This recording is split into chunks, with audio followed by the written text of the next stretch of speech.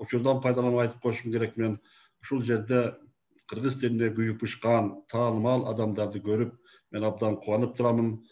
1989 yılın 23 sentyabrında Kırgız tilinin memleketlik til darajası nizamlı türde bekitilip, bu gün erkin memleketlik kurumunun egemenlikten aldığı açık adamı olup kaldı.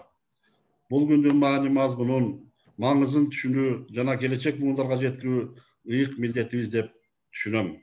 Сиздерди билим берүү жана илим министрлигинин атынан бүгүнкү мамлекеттик тил күнү менен чын дилимден куттуктап коюуга уруксат этиңиздер.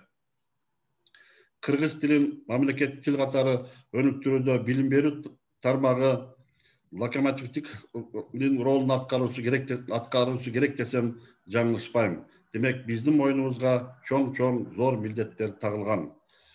Bizim memleketimizde 2014-20 yılları özünüzlerge belgili bolgondoy mamleketlik tildi önüktürүүнүн жана til саясатынын өркүндөтүүнүн улуттук программасы аяктап баратат.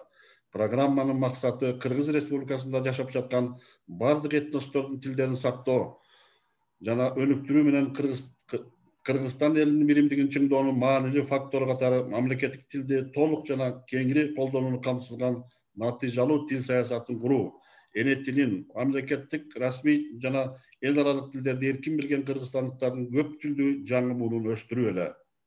Аталган программага ылайык Кыргыз Республикасынын президентине караштуу мамлекеттик тил боюнча улуттук комиссия менен биргеликте бир топ маселелер ишке ашты. Men geçeyle biz ministerlikten alkağında ötkörgön жаңы bir dalil katarı bir misaldı keltirgim kelet. Geçe biz 18 atalıştagı kitaplardın prezentasyasını betaşar azemin ötkөздük. Avtorlar bilen joluguşup, alar bilen barlaştık. Oşol kitaplar hazır okumanlarının katlarına jetip, okup, süyünüp jatkanlarında okup biz abdan kuandık. Dagı da memleketlik hizmetçilerden aralıktan okutuğu dolboru, baldарды Kırgız tilinde okutuğa arnalgan mobildik koldanmalar, Kırgız test sisteması boyunca testlerini ötүүгө, dayırdooga jana okutuğa bagıttalgan til test web portalı, multimedialık produktlar, oşondoy ele tekst düngө aylantuucu programmalık aparat işe kirgizildi. Bilim berүүnүн bardыk etaplarına layık oku kitapları, usulluk koldanmalar, ilimi adabi kitaplar basılıp çıkkandığın barыбыз bilebиз. Oşonu menен birge Kırgız tilini üybülödө, balabakçada, жалпы bilim berүүчү orta mekteplerde, başlangıç, orta jana jogorku kesiptik bilim berүү mekemelerinde jayıltуу, аны ilimdin, teknologiyanın tiline aylandırуу meseleleri aktualdığı boydan kaluda. Bul maksatlar uluttuk programmanın kийинки bölümünde belgilenip görsetildi. Bul maksatlar boyunca geçerlimiz Nazarkul Şekeviç Közdağı barlaşıp, fikir bölüşüp, al kişinin altında köp maksatlar var ekendigin, planlar belgilengendigin men uğup bizden kesipteşlerge aytıp verdim. Mamleket tildi önüktürүү, mamleketlik tildin gana mes, ar bir Kırgız jaranın milleti farzı dep düşünöm. Oşoндуктан birgeleşip hareket dönүү menен gana iyiliklerge jete alabыз, kımmattуу mekendeşler. Dagı bir jolu barыңыздарды mamleketlik til bayramı menен kutluktap, barыңыздарга den sooluk alıp кетем. Чоң рахмат. Рахмат сизге, Жапаркул Актаевич, мазмунду куттуктооңуз үчүн. Эми урматтуу конференциянын катышуучулары, илимий баяндамаларга кезек берели. Алгачкы баяндама санариттик билим берүү өлкөнүн өнүктүрүүнүн жаңы баскычы деп аталат. Бул баяндаманы Токтомамбетов Алмазбек Таткабекович жасайт, Кыргыз билим берүү академиясынын президенти. Сөз сизде, Алмазбек мырза. Саламатсыздарбы, урматтуу замандаштар. Барыңыздарды мамлекеттик тил күнү менен куттуктап кетем. Тил болсо дил болот, тил болсо улут болот. Бул түздөн түз Кыргыз мамлекетинин сакталып калышы менен, Кыргыз мамлекетинин эгемендиги менен түздөн түз байланыштуу. Ошон үчүн тилибиздин келечеги кең болсун дейт элем. Мүмкүнчүлүктөр кеңейип, өркүндөп өсө беришин тилейт элем. Кыргыздар үчүн кыргыз тили эне тилибиз болсо, Кыргызстандагы башка улуттар үчүн эл аралык байланыштын тили, ынтымактын тили болуп калышын каалап, ошо барыңыздарды дагы бир жолу майрамыңыздар менен куттуктап кетем. Менин баяндамам санариттик билим берүү өлкөнүн өнүктүрүүнүн жаңы баскычы деп аталат. Анда биз бул боюнча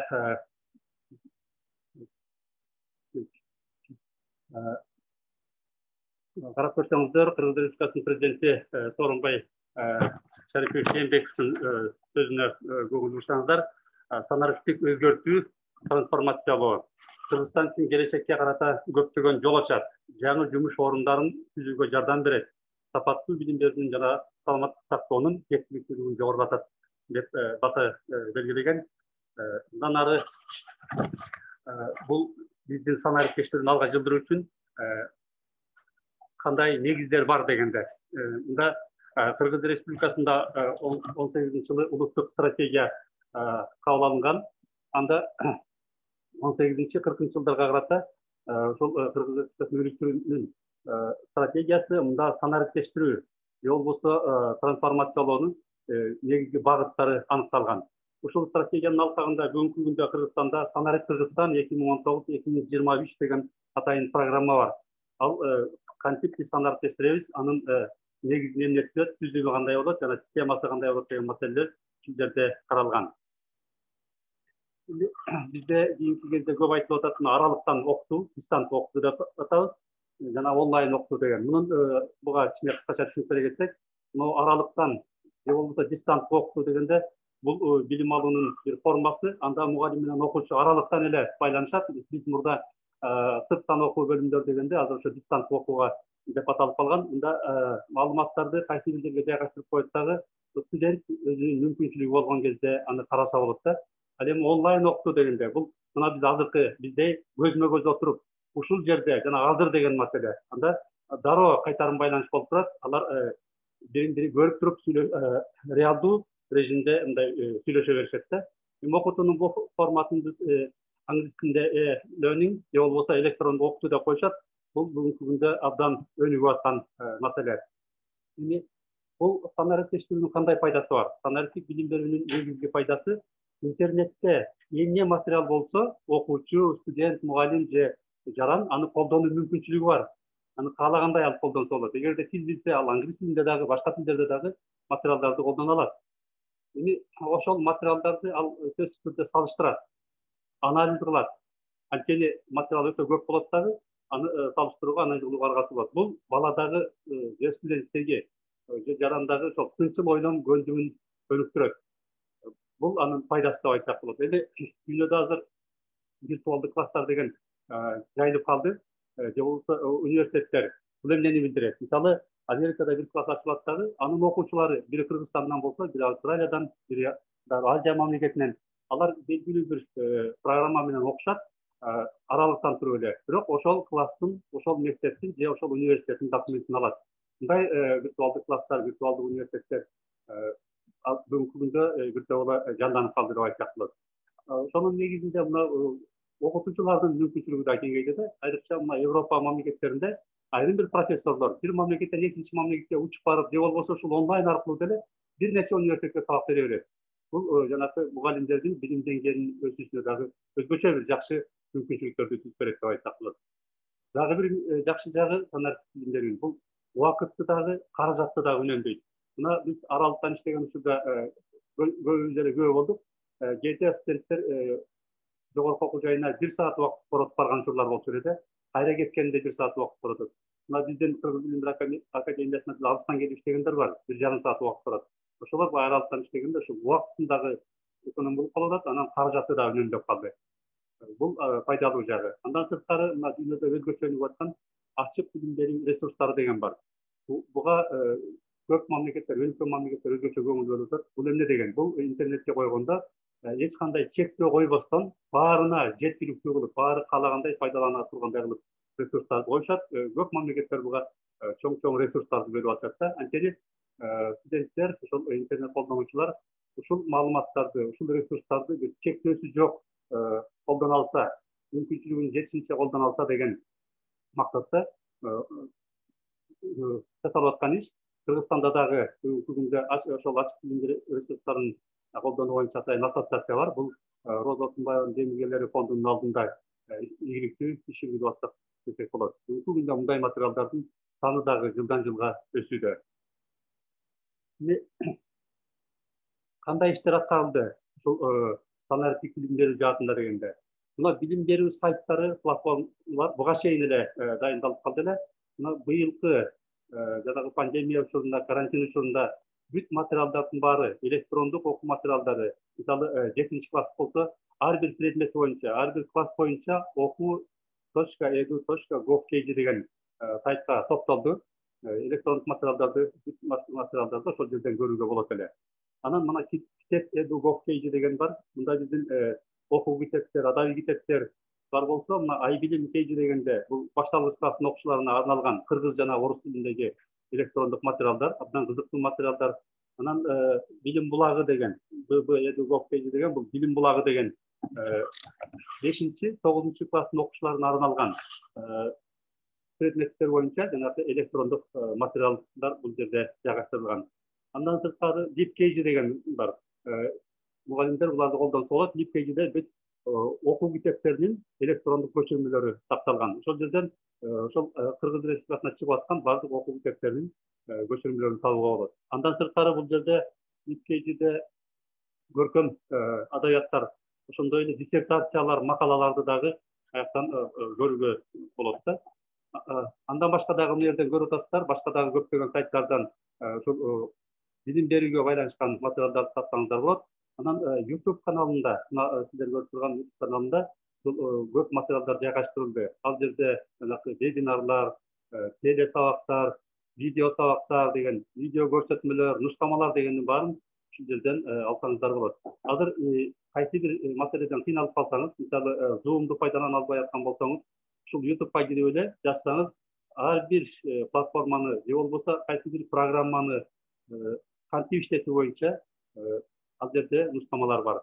Азыр ал тургай кийинки кезде конференцияларга чакырып жатканда, ошол кайсы Zoom менен иштеп аткан болсо, анда Zoom'ду кантип колдонуу, Zoom'га кантип кирүү боюнча нускаманы ошол YouTube'дан алып эле тиркеп коюп атышат. Же болбосо Classroom'га кирип калган болсо, анда дагы ошондой эле жол менен колдонуп атышат да.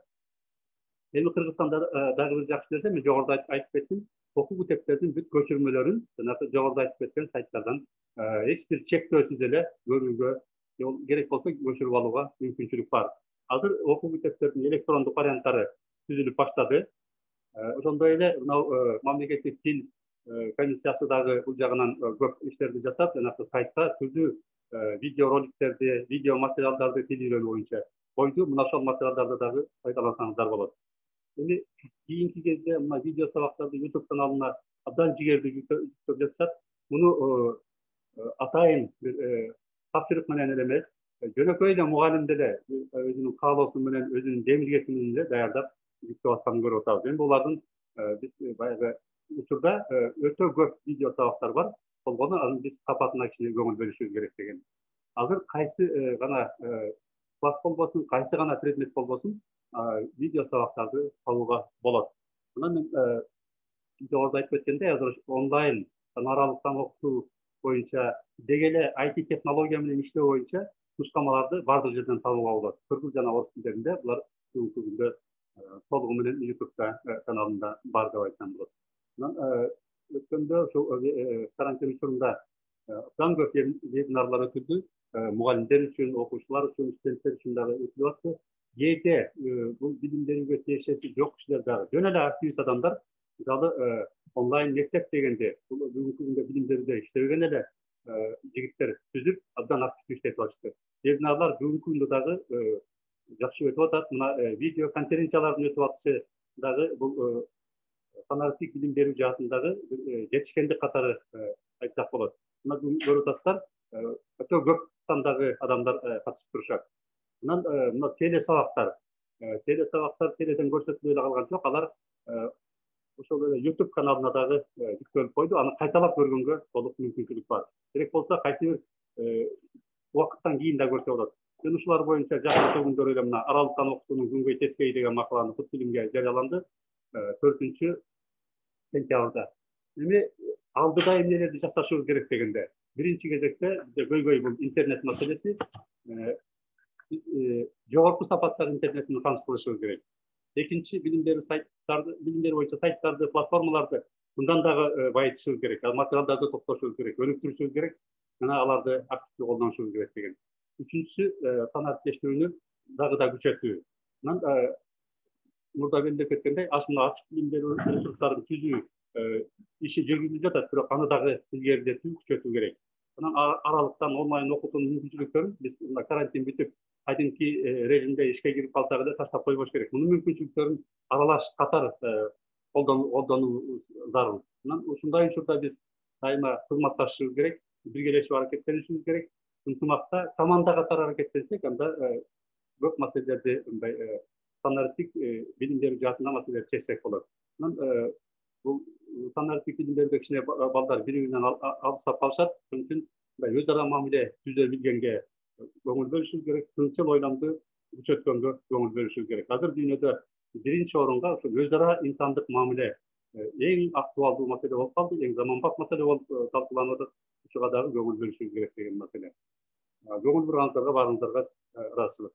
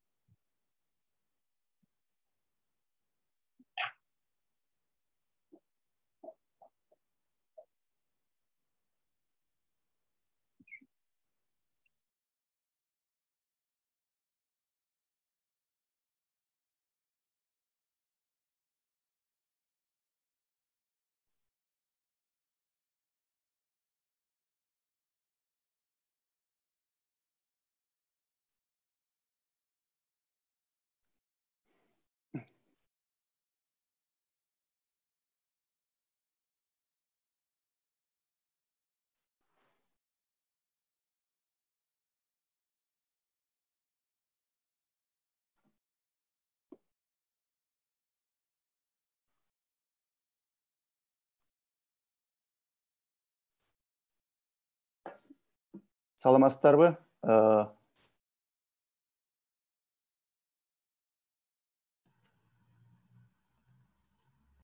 Слайдқа уруксат берип койсоңуздар.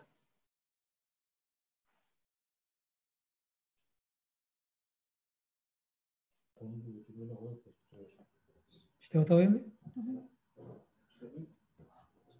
Урматтуу конференциянын катчылары, бул техникалык бир мүчүлүктөр болот, кечирип коесуздар.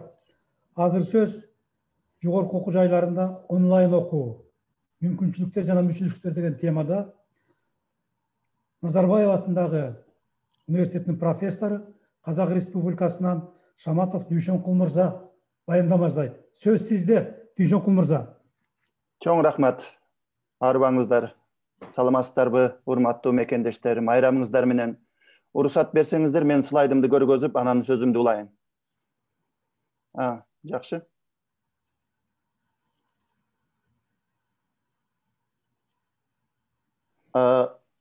Менден мурун аябай маңыздуу сүйлөгөн Алмазбек Таткабековичтин сөзүн улап, мен дагы ушул онлайн окуу боюнча өзүмдүн ойлорумду бөлүшүп кетейин. Бир нерсени мен өзүмчө сезип турам, урматтуу кесиптештер, ушул онлайн окууга байланыштуу кээ бир терминдерди чогуу отуруп, бирдиктүү бир терминдерди өзүбүз кабыл алып албасак, мындай кээ бир учурда ар кандай терминдер колдонуп келатат. Мен дагы ошолордун кээ бирлерин өзүмдүн докладымда колдонуп кетейин. Албетте, 21-чи кылым болуп, эбегейсиз, тынымсыз технологиянын өнүгүүсү аябай билим берүү тармагына пайда алып келди деп айтсак да болот. Алдыңкы жогорку окуу жайлар заманбап форматта окуунун технология түрлөрүн колдонуп, ар кандай аралаш, онлайн дистанттык окууларды мурдатан баштап колдонуп келген. Ал эми Кыргызстанда болсо, быйылкы жыл биздин президентибиздин жарлыгы менен санариптештирүү жылы деп айтылып келген, ошого иш аракеттер жакшы болуп жаткан. Бирок бир нерсени байкап койсок болот. Бул дүйнөнү каптаган апаат болгон пандемия өтө жаман нерселерди көп алып келди. Бирок анын арасында менин оюмча, бул көп биздин адистерибиз, инсандарыбыз айтып келет, бул санариптештирүү жагынан кандай болсо дагы секирик жасаганы жардам берди деп айтсак болот. Себеби ошолордун бирөөсү эми бул аргасыздан болуп калды деп десек дагы болот. Жогорку окуу жайлар, мектептерибиз бардыгы онлайн окууга өтүүгө аргасыз болду. Башка жолубуз жок эле. Онлайн окууну биз ошол учурдан шартка байланыштуу жагдайдан чыгуу үчүн курал катары колдондук десек жаңылышпайм. Ал эми март айынан баштап, апрелдин башынан баштап окуу жылдын аягына чейин, мурдагы окуу жылдын, ошол биз колдон келишинче онлайн окуу менен бүтүрүүгө аракет кылдык. Бирок жаңы окуу жылы дагы кайрадан эле дистанттык же онлайн болгонуна байланыштуу жайкы каникул учурунда аябай көп аракеттер болду. Алардын бири ушу билим берүү жана илим министринин астында атайын кеңеш түзүлүп, консультативдик кеңеш. Ага мен да кошулуп калып, биз жогорку окуу жайларга жана мектептерге атайын жана колдонмолорду, нускамаларды иштеп бергени, жардам берген аракет кылдык. Алар Кудай кааласа жакында мындай эме кылып которулуп бүткөндөн кийин балким каалоочулардын колуна тиет деген үмүттөмүн. Бүгүнкү менин кыскача докладымда ошол нускамалардан кыска түшүнүктөрдү дагы бүгүн айтып кетейин, өзүмдүн пикирим менен бөлүшүп кетейин, урматтуу кесиптештер. Биринчиден, онлайн окуу жана дистанттык окуу дегендерди өтө көп колдонуп атабыз да, кээде синоним катары колдонуп атабыз. Кээде мынтип Алмаз агай жакшы түшүндүрүп берди айырмасындагы. Бирок ошол эле учурда мен дагы кээ бир нерселерди айтып өтөйүн. Балким мындай менин айткандарым туура эмес болуп калышы да мүмкүн. Ошого мындай чогуу пикирлешип, талашып, ушу терминдерди кабыл алсак жакшы болот деген менин пикирим бар да, кесиптештер. Бир нерсеге көңүл буруп кетсек, онлайн окуу, кечирип коесуздар, дистанттык окуу мурдатан эле болуп келген.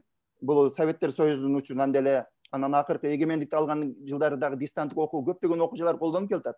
Бул окуу кандай жүрөт? Бул алыстан окуу жай тапшырма жөнөтөт дагы, студенттер тапшырманы аткарып, кайра жөнөтүшүп, өздөрүнүн окуусун улантып, жылдан жылга көчүп диплом алат. Буга бир жакшы мисал, бул баарыбызга белгилүү саясий ишмер, дүйнөдөгү эң мыкты көрүнүктүү адамдардын бири Нельсон Манделе тилекке каршы апартеидке байланыштуу 27 жыл түрмөдө отурган. Бирок 27 жыл жөн отурбастан, ошол учурда дистанттык форматта Англиянын Лондон университетинин атайын бакалавр программаларын алып, сабакты түрмөдө аткарып, кайрадан жөнөтүп, ошол түрмөдө отуруп бакалавр даражасын юридика тармагында өзүнүн эмесинде окуу диплом алган экен да. Ошону айтсак болот, бул кадимки, бул салттуу түрдөгү дистанттык окуу деп туруп. Бирок Советтер Союзунун убагындагы сырттан окуу менен дагы үйрөнүп калган биздин мекендештерибиз ошол эле дистанттык окууну дагы сырттан окууга оштоштуруп койгон жагдайлар болуп калды да, тилекке каршы. Эми онлайн окуу дегенде, Алмаз агайдын сөзүн улап мен айтып өтөт элем, онлайн окуу деген бул интернеттин жардамы менен техникалык каражаттар аркылуу үзгүлтүксүз байланышта болуп окуганды биз онлайн окуу деп коет экенбиз. Ошону бир нерсени мындай башынан баштап тастыктап алсак, онлайн окуунун өзгөчө эки түрү бар. Синхрондук жана асинхрондук деген. Мисалы үчүн биз сүйлөшүп отурганыбыз бул синхрондук, түзмө-түз. Асинхрондук деген болсо, студент өзү окуй турган порталдарга өзүнө ыңгайлуу маалда кирип туруп, ошол убакта сабактарды аткарат. Асинхрондук деген түздөн-түз эмес деген да. Ошону кээде биз офлайн деген да терминди колдонуп келатабыз. Мен офлайнды мен анча түшүнбөй калып атам. Офлайнды жанагы университетке келип окуганды офлайн деп туруп кээ бир адистерди колдонуп атат. Макул, бирок ошону аны дагы биз тастап алсак. Мен дагы өзүм сөзүмдү улай берейин. Бул синхрондук, асинхрондук дегенде мен айтып өткөндөй, синхрондукту ар кандай электрондук кызматтардын жардамы менен түздөн-түз учурашып сабак өтүү. Ал эми асинхрондук тапшырмалар жүктөлөт порталдарга. Ошол тапшырмаларды студенттер аткарат деп айттык. Карасаңыз, мен айткан сөздөрүмдү ушул жерде айттым. Онлайн синхрондук сабакта бетме-бет байланыш болот, тапшырмалар аткарылат, талкуулар болот жана суроо жооп болот. Ал эми асинхрондукта болсо, студент өзү университеттин кабыл алган порталына кирет дагы, ошол жерден тапшырмалардын тизмесин окуп, тапшырмаларды көчүрүп алып, каалаган учурда жазат дагы, анан тапшырмаларын жөнөтүп, бирок ошол эле учурда бул мугалим өзү түзөт жадыбалын. Өзүнүн сабагынын канча пайызы синхрондук болуш керек, канча пайызы асинхрондук болуш керек. Бир тур менимче туура эмес түшүнүк болуп калды да, башында кийинчерээк жакшы оңдоп кеттик. Мындай 80 мүнөт бир пара болсо, илгери, мисалы үчүн студенттер 80 мүнөт парада отурса, эми дистанттык же онлайнга өткөндө кантип эми 80 мүнөт мен студенттерди ушул өзүмдүн астымда отургузуп алып, кантип отурам деген түшүнүк болуп калды да. Мен ошон үчүн айтып өтүшүм керек эле. Бул онлайн окууда 80 мүнөт 100% студенттин сабакта отурушунун кажети жок. Мүмкүн дагы эмес, ден соолугуна да зыян болот.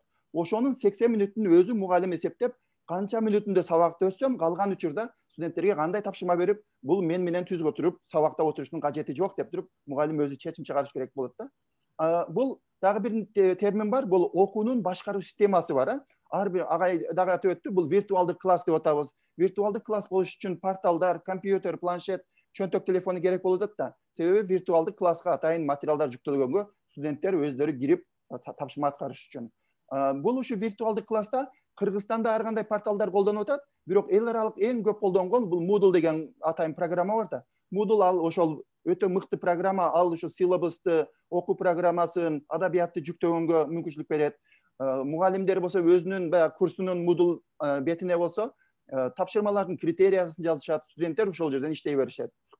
Ал эми айтып өтө турган нерсе, бул жерден карап көрсөңүздөр кесиптештер, ар кандай технологиялык ресурстар бар да, ушуну кээ бирде чаташтырып алабыз да. Мен бул жерде мен өзүм түшүнүгүм боюнча айтып өтөйүн. Жанагы синхрондук, асинхрондук дегенде жанагы түздөн түз эмес байланышта көбүнчө Moodle'ду колдонобуз, жана AVN'ди колдонобуз, жана Кыргызстанда аябай биздин балдар, өзүбүздүн балдар Келбил деген программаны дагы түзүшкөн. Буну кээ бир окуу жайлар колдонуп келатышат. Бул атайын өзү окуу жай ушул программанын бирөөсүн кабыл алат дагы өздөрүнүн мугалимдерине, окутуучуларына сунуш кылат. Ал эми синхрондук сабак үчүн ар бир окутуучу өзү тандаган программа боюнча кирип, ошол боюнча студенттер менен байланыш жүргүзө алат. Менимче эң популярдуу болгон, дүйнө жүзү боюнча эң көп колдонулгон Zoom болуп атат эми.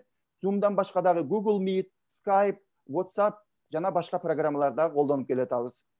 Мугалимдер өздөрүнө ыңгайлуу болгонун тандап колдонушат.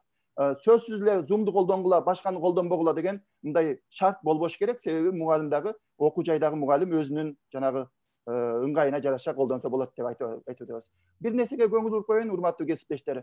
Электрондук катта дагы эми мен ойлондум да, биз студенттер менен түздөн түз тез арада байланышканда кантип байланышабыз десем, мындай бизде электрондук кат, электрондук аккаунт, университеттин атынан түзүлгөн электрондук аккаунт анчалык жолго коюлбаптыр да. Мугалимдерге кээ бир окуу жайлар мугалимдерге түзүп берген экен. Мисалы үчүн бир окуу жай болсо, мен иштеген Назарбаев университетинде студенттер жаңыдан киргенде алар үчүн электрондук аккаунт ачылат дагы. Ошол электрондук аккаунт менен, электрондук адрес менен алар өздөрү жана китепканага кире алышат, бири-бирине кат жазыша алат. Бул расмий түрдөгү электрондук кат жүргүзүүгө мүмкүнчүлүк берет да. Ал эми Кыргызстанда менимче электрондук катка караганда азыркы учурда WhatsApp'ты көп колдонот экенбиз. Бирок WhatsApp'ты мен буга чейин студенттер менен байланышта колдонбойт элем, себеби мен үчүн WhatsApp бир аз бейрасмий, неформалдуу түрдө досторум менен, үй бүлө мүчөлөрүм менен WhatsApp'ты колдонуп кетилем, бирок шартта байланыштуу WhatsApp'та колдонуп калдым эми. Бирок мындай пандемия бүткөндөн кийин мен WhatsApp'ты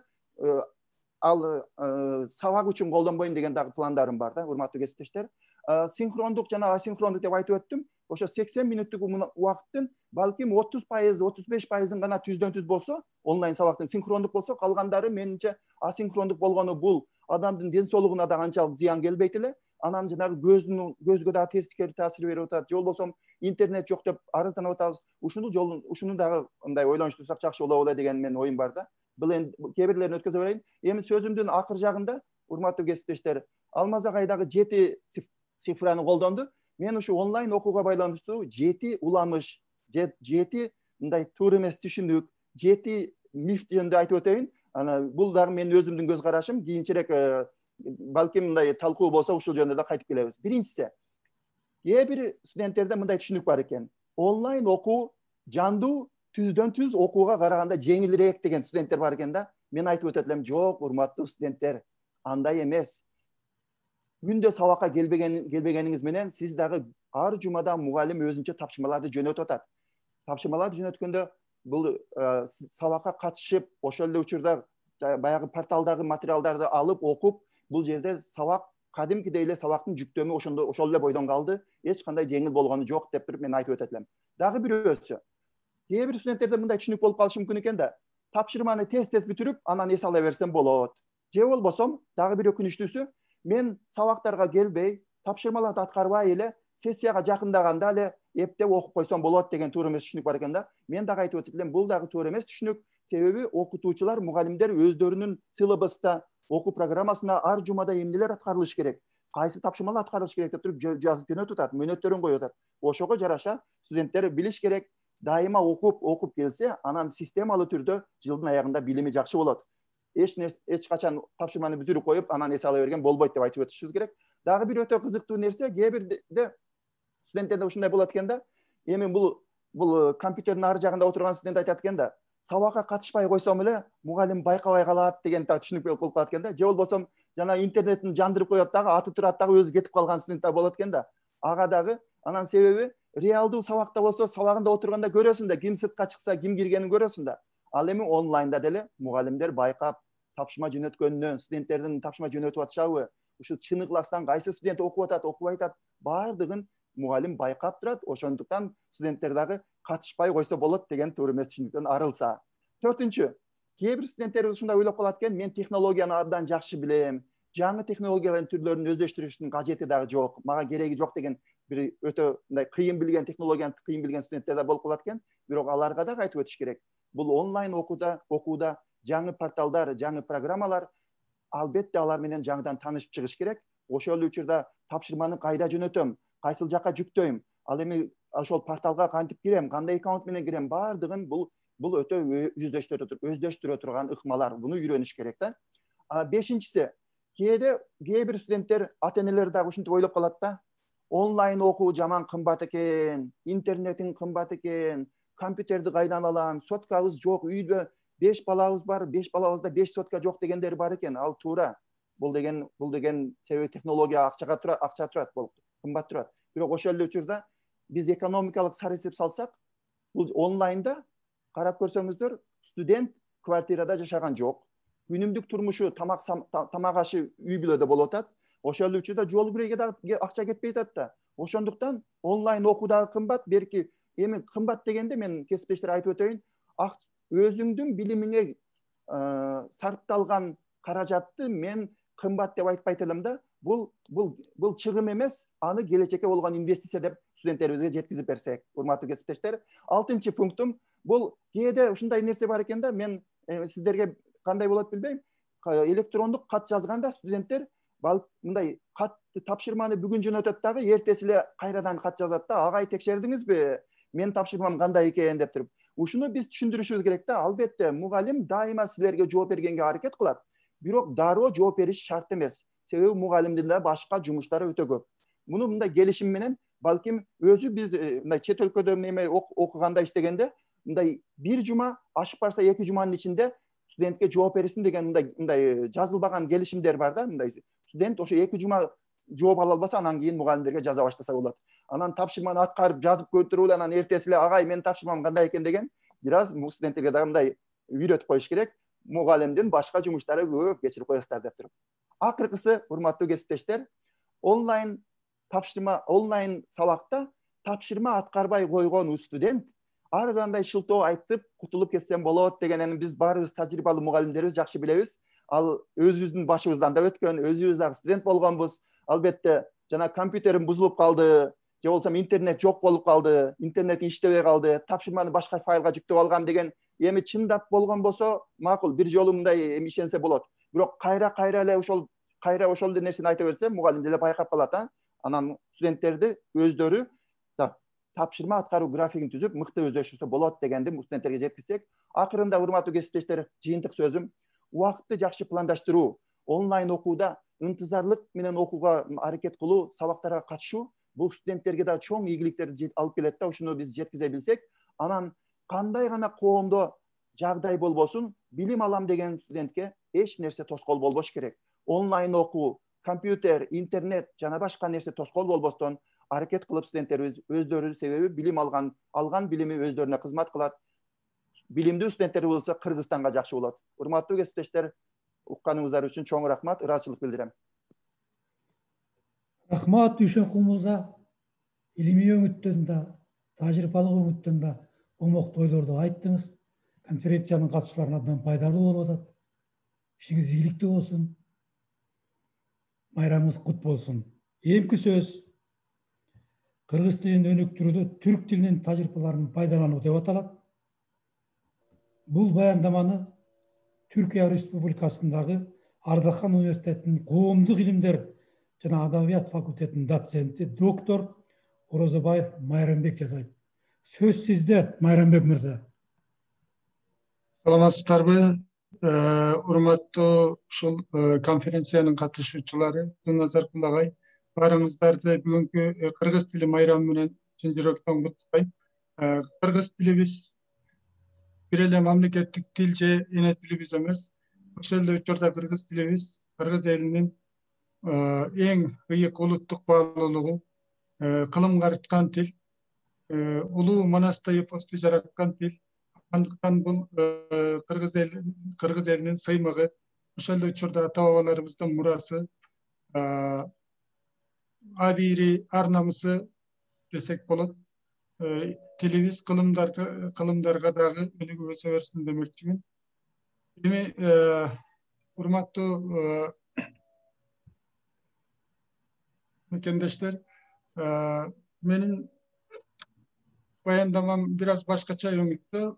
Kırgız dilinin önügüşü menen baylanıştı. Bu Kırgız dilini önüktürüde Türk dilinin tecrübalarından faydalanıyor degen atalışta. Türk dili, Türkiye Türkçesi de deybiz. Türkiye Respublikası'nın resmi memleketlik dili. Jalpı Türk dillerinin konferensiyası, klasifikasyasında Türkmen, Azerbaycan, Gagavuz dilleri bilen birge Tüştük baş olmasa Oğuz tayfasına girer. Bu turda negizinden Türkiye, Tündük Kipr Türk Respublikası'nda, oşon menen birgele Bulgarya, Romanya, Makedonya, Germanya öngü Batı Çıgış Avrupa ülkelerinde jalpısından 85 milyondan açık kişinin yöneticice memleketli katları kollanılır. Bundan sırtkары özgöçe Afrika, Evrasya materiklerinde жайгашкан көптөгөн өлкөлөрдүн окуу жайларында же атайын açılgan Türk madani борборлорунда чет тил катары да окутулууда. Окумуштуулар учурда түрк тилине болгон кызыгуунун күн өткөн сайын жатканын белгилөө менен бирге түрк тилинин бүгүн тарыхта болуп көрбөгөндөй кубаттуу жана таасирдүү доорун жашап жатып айтышууда. Türk dilinin tarihi önügü yoluna göz çaptırıp görgöndө jogorudagı pikirlerдин жүйөлүү жактарынын бар экенине ишенсе болот. Себеби түрк тили 20-чы кылымга чейинки доорлордо түрк эли улуу Селчук каганаты, Анатолу Селчук мамлекети, Осман империясы өңдү канчалаган күчтүү мамлекеттердин негиздегенин карабайт. Эне тили болгон түрк тили өзүнүн коомдогу таттуу ордун ала алган эмес. Bunun sebebi alt doğrularda Türk dili el içinde özeki formada kançalık İngiliz çöyrede kollanılsa bile memleketin adavi dili, resmi dili makamlarına Arapça, Fars dillerinin ev oluşu olgun. Misalı Selçuk memleketlerinde Arap dili resmi dil olsa adavi dil katarı Fars dili kollanılıyor. Osman İmperiyası'nda olsa Arap, Fars, jana Türk dillerinin elementleri aralış kollanılı menen negizinen Arap dilinin gramatikal dereceleri üstünlük kılıp durчу. Bul mezgilde Türk dili negizinen özeki formata gana yaşap kelgen. Hazır 18. 19. kılımlarga taandık Osman dilinde yazılgan bir teksti alıp karasak tekstin içindeki sözlerden 75-80-90% jakını Arapça, Farsça sözler ekeni görүүгө болот. Ал эми бүгүнкү тексттерди карасак, мунун тескерисин көрө алабыз. Türk dili Türkiye Respublikasынын чыныгы мамлекеттик тили болду. Ilim тармагы, bilim берүү тармагы, маданият, спорт жана башка көптөгөн тармактар ушул тил менен өнүгүүдө. Маалыматтык технология, санариптештирүү процесси да Türk dili аркылуу жүргүзүлүүдө. Türk dilinin sosyaldık tasirin, güçün, jana sırttan girgen sözlere karata reaksiyasın, başkaça aytkanda sezgiçligin özgöçe belgileyip etүү керек. Türk dili mындай ийгиликке кантип жетти? 100 жылдан ашыгыраак убакыттын ичинде кандай процесстер жүрдү? Эмнелер өзгөрдү? Бул жетишкендиктердин кыргыз тили үчүн мааниси кандай? Ар кошкон тилдик элементтерден куралган Осман тилинин азыркы түрк тилине айланышында төмөнкүдөй бир нече тарыхый, саясий факторлордун өзгөчө таасири болгондугун белгилөөгө болот. Биринчи, кайра жаралуу доорунун таасири менен 18-19 кылымдарда Европада улуттук мамлекеттердин түптөлүшү, улуттук баалуулуктарга, анын ичинде тилге болгон көз караштардын өзгөрүшү. Экинчи, 19 кылымдын ортолорунда Osman империясында да батыштын баалуулуктарына багыт алган кайра жаралуу, же болбосо танзимат процессинин башталышы. Үчүнчү, Balkan Soğuşu, Birinci Dünyalыk Soğuş, Ulutluk Boşlandıq Soğuş. Dördüncü, Osman İmperiyasının kulaşı jana Türkiye Respublikasının negizdelişi.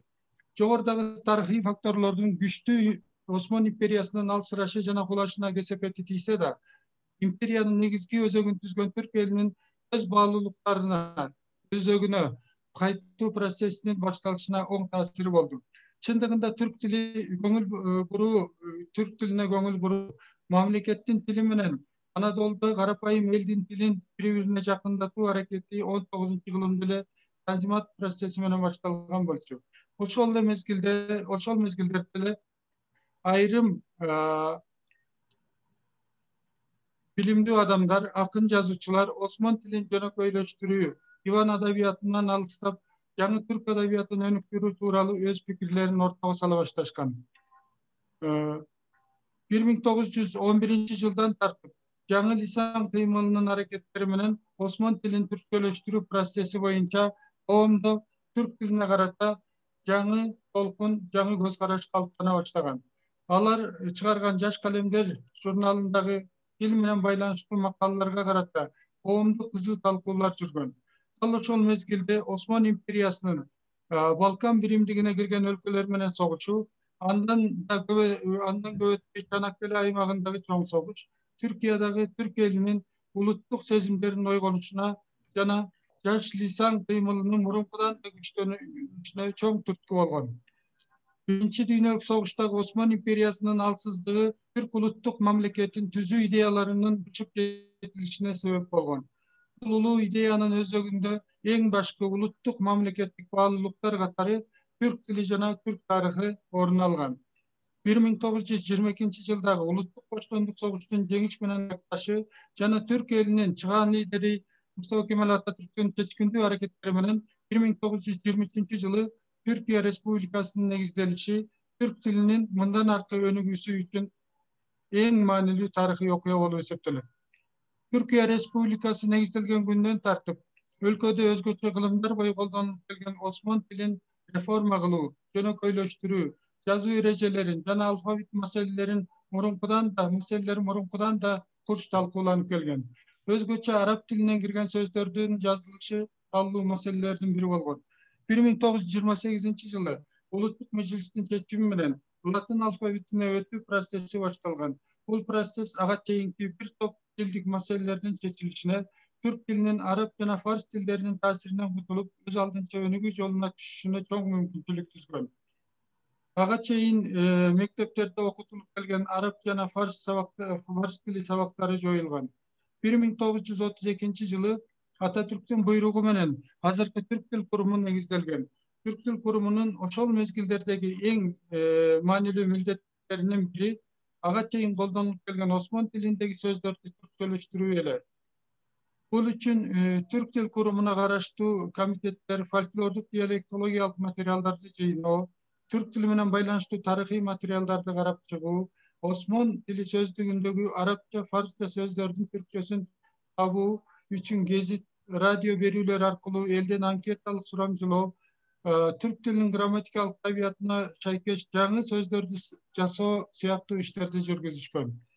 1936 жылы жарыкка чыккан осмон тилинен түрк тилине колдонмо сөздүгүндө осмон тилиндеги 8752 сөздүн түркчө варианты сунушталган. Бул кызык, яны бир 10 жылдын ичинде ушунча сөз осмон түркчөсүндөгү арабча, фарсча сөздөр түрк тилине которулган. Бул сөздөрдүн 3058-и Куранды мүчөлөрүнүн жардамы менен жасалган, 415-и болсо башка түрк тилдеринен алынган сөздөр болгон.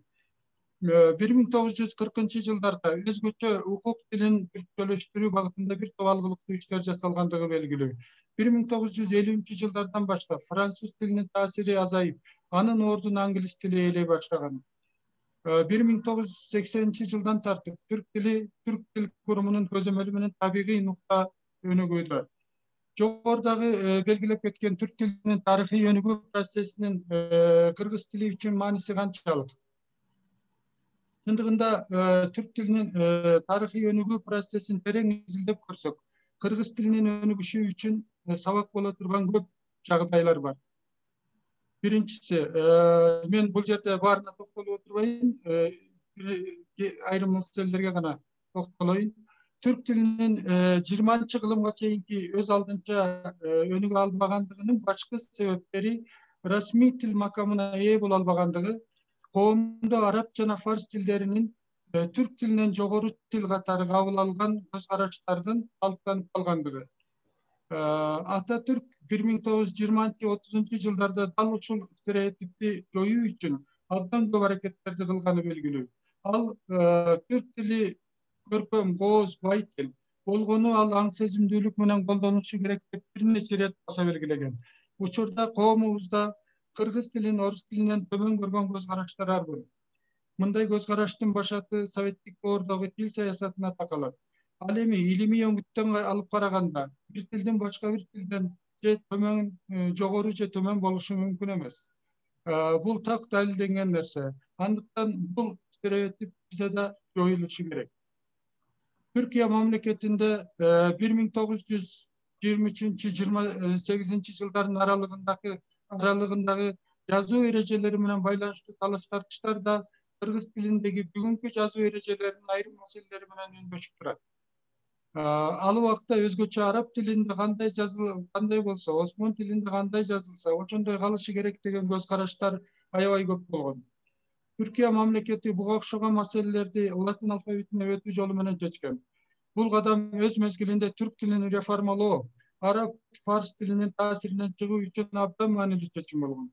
Кыргызстанда да Түркия же кошуна Өзбекстан, Казакстан өлкөлөрү сыяктуу латин алфавитине өтүү жөнүндө пикирлер айтылып келет.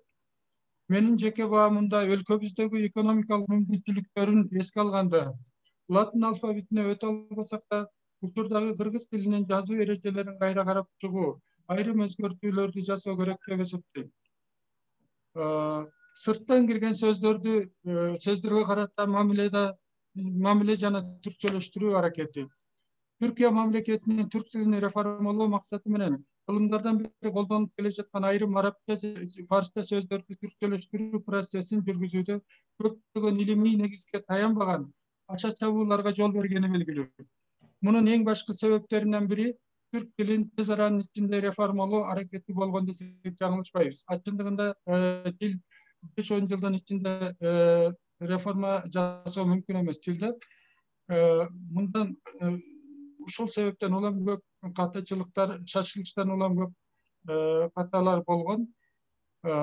Бирок ошол эле убакта 19-кылымдан бери келаткан француз тилинин таасири дал ошол tildi реформалоо мезгилинде болуп көрбөгөндөй күчөп, ага чейинки фарс тилинин таасиринен ашып кеткенин байкоого болот. Абдан кызык окуялар бар. Мисалы үчүн ошол Османлы империясы мезгилинде француз тилинен кирген көп сөздөрдү 19-кылымдарда арабча, фарсчага которушкан. Ал эми 1920-30 жылдарда болсо арабча, фарсча сөздөрдү да французчага которуп колдонгонго аракет кылышкан.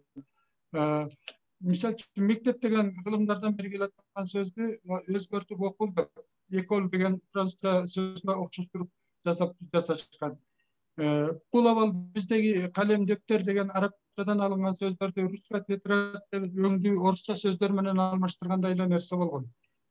4. Түркияда 1980-жылдарга чейин түрк тилин өнүктүрүү багытында ар кандай коомдук жана мамлекеттик уюмдун өкүлдөрү arasında öte aktif talkoolar bolup kelgen. Bul talkoolar коомдун tilge болгон сезимталдыгын күчтөндүрсө да, көбүнчө илимий негиздерге таянбаган саясий же идеологиялык өңүттө жүрүп, натыйжада түрк тилинин өнүгүүсүнө терс таасирин тийгизген. Башкача айтканда тил өтө эле саясатташып кетет болот ошол мезгилде Түркияда. Бул да бүгүнкү күндө өлкөбүздө болуп жаткан, мисалы үчүн иншаллах эмес буюрса, же буюрса эмес иншаллах, адал эмес халал деген керексиз, жагымсыз көрүнүштөргө окшоп кетет. Учурда Түркияда мындай көрүнүштөр азайды. Себеби 1980-жылдардан тартып мындай маселелер түрк тил курумунун илимий чөйрөсүндө тилчи окумуштуулардын негиздерге таянуу менен чечилүүдө. Башкача айтканда бул иш толугу менен түрк тил курумуна жүктөлгөн. Илимий алкакта талкуулар жүргөнү албетте тилдин табигый өсүшүнө оң таасир тийгизген. Түрк тилиндеги өзүн өзү коргоо рефлекси бул бүгүнкү күндө мени суктандырган түрк тилинин бир өзгөчөлүгү. Чындыгында кандай жаңы термин батыш тилдеринен кирбесин, коомдо дагы түрк тили куруму муну адабий тил же болбосо сунуш кыла элекеле өздөрү ошого жаңы ойлоп чыгарып колдоно башташат. Түркияда сырттан кирген сөздөрдү түркчөлөштүрүү механизми коомдук адреси көрүнүшкө айланганын, түрк тилинин грамматикалык табиятына шайкеш келген жаңы сөздөрдү даярдоо дароо эле өздөштүрүп колдоно баштаганын байкоого болот. кыргыз тилинин өзүн өзү коргоо рефлекси, башкача айтканда өзүнүн ички потенциалын колдонуу жөндөмү бир убакта сырттан кирген сөздөрдү ылгабай кандай болсо ошондой көчүрүп ала берүүдөн улам начардап, коомубузда кандайдыр бир сырттан кирген жаңы сөздөрдү колдонууда, аны кыргызчалаштырууга аракет кылуу адатыбыз. Ал эми бир тилдин өз алдынча өнүгүшү үчүн мындай адат болушу керек. Андыктан тилибизде сырттан кирген сөздөрдү түшүнүк кыргызчалаштыруу процесси тынбай жүрүп турушу зарыл. Бул үчүн өзгөчө тилдин өзүнүн ички караштары, байлыгы, морфологиялык, синтаксистик, семантикалык ыкмалар колдонулууга тийиш. Ошондой эле тарыхый сөздөрдү тектеш тилдерде колдонулган сөздөрдү өздөштүрүүдө тартынышыбыз керек деп эсептейм. Албетте бул тема абдан кенен тема. Мен кыскача гана айрым маселелерге токтолдум. Көңүл бурганыңыздар үчүн чоң рахмат. Байрамбек мырза, чоң рахмат. Түрк тилинин тарыхый булактарына таянып, кыргыз тилине таасир этип турган абдан кызыктуу, маңыздуу бөлүктөрдү бөлүп бердиңиз. Муну тилчи изилдөөчүлөр жана кыргыз тилинин тагдырына байланыштуу шугулданып жүргөн окумуштар сөзсүз эске алышы керек. Мына ишиңиз ийгиликтүү болсун. Баяндамабызга терең ыраазычылык билдиребиз. Эмки сөз Борбордук Азия Америка университетинде кыргыз тилин заманбап усулдар аркылуу окутуунун тажрыйбалары деп аталат. Бул баяндаманы аталган окуу жайдын Эркин өнөр жай жана илимдер факультетинин деканы Карабаев Данияр мырза окуйт. Сөз сизде, Данияр мырза. Чоң рахмат төрага, чоң рахмат. Саламатсыздарбы, урматтуу төрага, урматтуу кесиптештер. Биринчиден баарыңыздарды бүгүнкү мамлекеттик тил майрамыңыздар менен чын жүрөктөн куттуктап кетемин. Баарыңыздарга чын ден соолук, узун өмүр, бар болуңуздар, аман болуңуздар, эч качан оорубаңыздар. Менин аты жөнүм төрага тааныштырып кеткендей эле Карабаев Данияр Турниязович болот. Борбор калабыздагы Борбор Азиядагы Америка университетинин ага окутуучусу жана Эркин өнөр жана илимдер факультетинин деканы болуп иштейм. Бирок эмгек билимим ар тараптуу болгондуктан өзүмдүн кесиптеримдин бири бул тил багытыда болуп эсептелинет. Ошондуктан мен бүгүн сиздерге бүгүнкү конференцияда биздин университетте кыргыз тилин заманбап усулдар аркылуу окутуунун тажрыйбалуу деген темада кыскача баяндама жасап кетмекчимин. Жалпы эле биздин университеттин ошол кыргыз тилине болгон мамилеси, сабактардын өзгөчөлүктөрү, артыкчылыктары боюнча мен сиздер менен бөлүшүп, келечектеги кызматташтыкка чакырып кетүүгө аракет жасайын. Анда эмесе кыскача баяндамамдын планы төмөнгүчө болмокчу. Биздин университеттин билим берүү системасы бул көпчүлүккө бир аз түшүнбөстүк жаратып келген же болбосо маалыматы жок кесиптештер менен керең бөлүшкөнгө аракет кылайын. Анан кыргыз тил болобу же болбосо башка жалпы эле сабактардын өзгөчөлүктөрү. Анан WARC деген биздин өзүбүздүн борборубуз бар. Бул англисчеден Writing and Academic Resource Center болуп калат. Же болбосо студенттен студентке деген жардам деген көрсөтүлгөн ыкмадагы аябай жакшы борборубуз. Видео сабактар жана жаңы онлайн багыты боюнча да кенен кеп кылып, акыркысы корутунду болмокчу. Биздин университеттин билим берүү системасы төмөнгүчө түзүлгөн. Албетте биринчиден жалпы билим берүү системасы бул Кыргыз Республикасынын билим берүү жана илим министри тарабынан бекитилген стандарттардын же болбосо жалпы Кыргыз Республикасынын багытында, билим берүү багытында бекитилген иш алып барган мыйзамдардын чегинде гана иш алып барабыз. Ошону менен бирге биздин өнөктөш Америкалык Барт колледж университетибиздин да билимге болгон талаптарын айкалыштырып чогуу иш алып баруу менен студенттерибиз окууну ийгиликтүү аяктоо менен 2 дипломго ээ болот. Бул Кыргыз Республикасынын жалпы бакалавр багытындагы дипломдун ээси болот жана ошол эле Американын дипломун алышат. Ал эми мен сиздерге бүгүнкү баяндамамда негизги өзгөчөлүктөрдүн бирин айтып кетким келет, бөлүшүп. Бул негизги биздин университетте кесиптик жана илимий атаандаштык ыкмасы аябай жакшы деңгээлде түзүлгөн. Бул кесиптик илимий атаандаштык болбосо, бул баарыбызга эле белгилүү болгондой, кандай гана билим болбосун, кандай гана окуу жай болбосун, бул өнүгүү да болбойт, эч кандай өсүү да болбойт. Ал эми мугалимдердин арасында эч кандай мындай аракет келечекке болгон аракет байкалбай калат. Ошондуктан биздин университетте бул жакшы ишке ашып барат. Негизинен ар бир мугалим биздин университетте албетте мыкты мугалимдер сабак берет. Бирок ошого да карабастан ар бир мугалим болгон бир семестрде 3 же 4 эле сабак берүүгө милдеттүү. Ал эми кыргыз тил, кыргыз адабиятынан сабак берген мугалимдер болгону бир тайпанын ичинде 10дон 15 студентке чейин көлөмү түзүш керек. Ошондуктан ар бир студенттер өздөрү сабактарды тандап алуу шарты түзүлгөн. Бул башка университеттегидей бул бир мажбурлоо түрдө бир мугалимдин же болбосо берекелүү мугалимдин сабагы сунушталбайт. Бизде жалпысы кыргыз тил багыты боюнча 6-7 мугалимибиз мыкты сабак берип келет. Бирок ошолордун ортосундагы кесиптик же болбосо илимий атаандаштыкты айта кетсем, бул ар бир семестрдин башталышында бизде англисчеде айтканда add drop period деп коет. Кыргызча которгондо кошулуу жана чыгып кетүү доору болот сабактан. Бул учурда ар бир мугалим өзүнүн ошол сабак семестрдин башталышында ачык сабактарды өтө баштайт. Ачык сабактын доору где-то бир 4 күндөн 10 күнгө чейин уланат. Ошол убакта ар бир студент ар бир мугалимдин сабагына катышып, кайсы мугалимдин сабагына кызыккан болсо кирип катышып, бирок ошол эле учурда ар бир мугалимдин ошол предметтик жанагы силабустарын карап, силабустун ичиндеги талаптарды, темаларды карап, жанагы китептердин талаптарын карап, жалпы мугалимдин чеберчилигин, билимини баалоо менен аягында ар бир студент өзүнүн каалаган, өзүнө жаккан мугалимди тандап, ошол мугалимдин гана сабагын окуганга өзү чечим кылат. Ошондуктан кыргыз тилинде жанагындай билеги күчтүү миңди жыгат, билими күчтүү миңди жыгат дегендей эле ошол 10 күндүн ичинде кайсы мугалим билими менен, илими менен өзүнүн билим берүүдөгү чеберчилиги мыкты болсо, өзүнө ошол бир жанагы 4 тайпа толо студенттер өзүгө тартылганга мүмкүнчүлүк түзүлөт.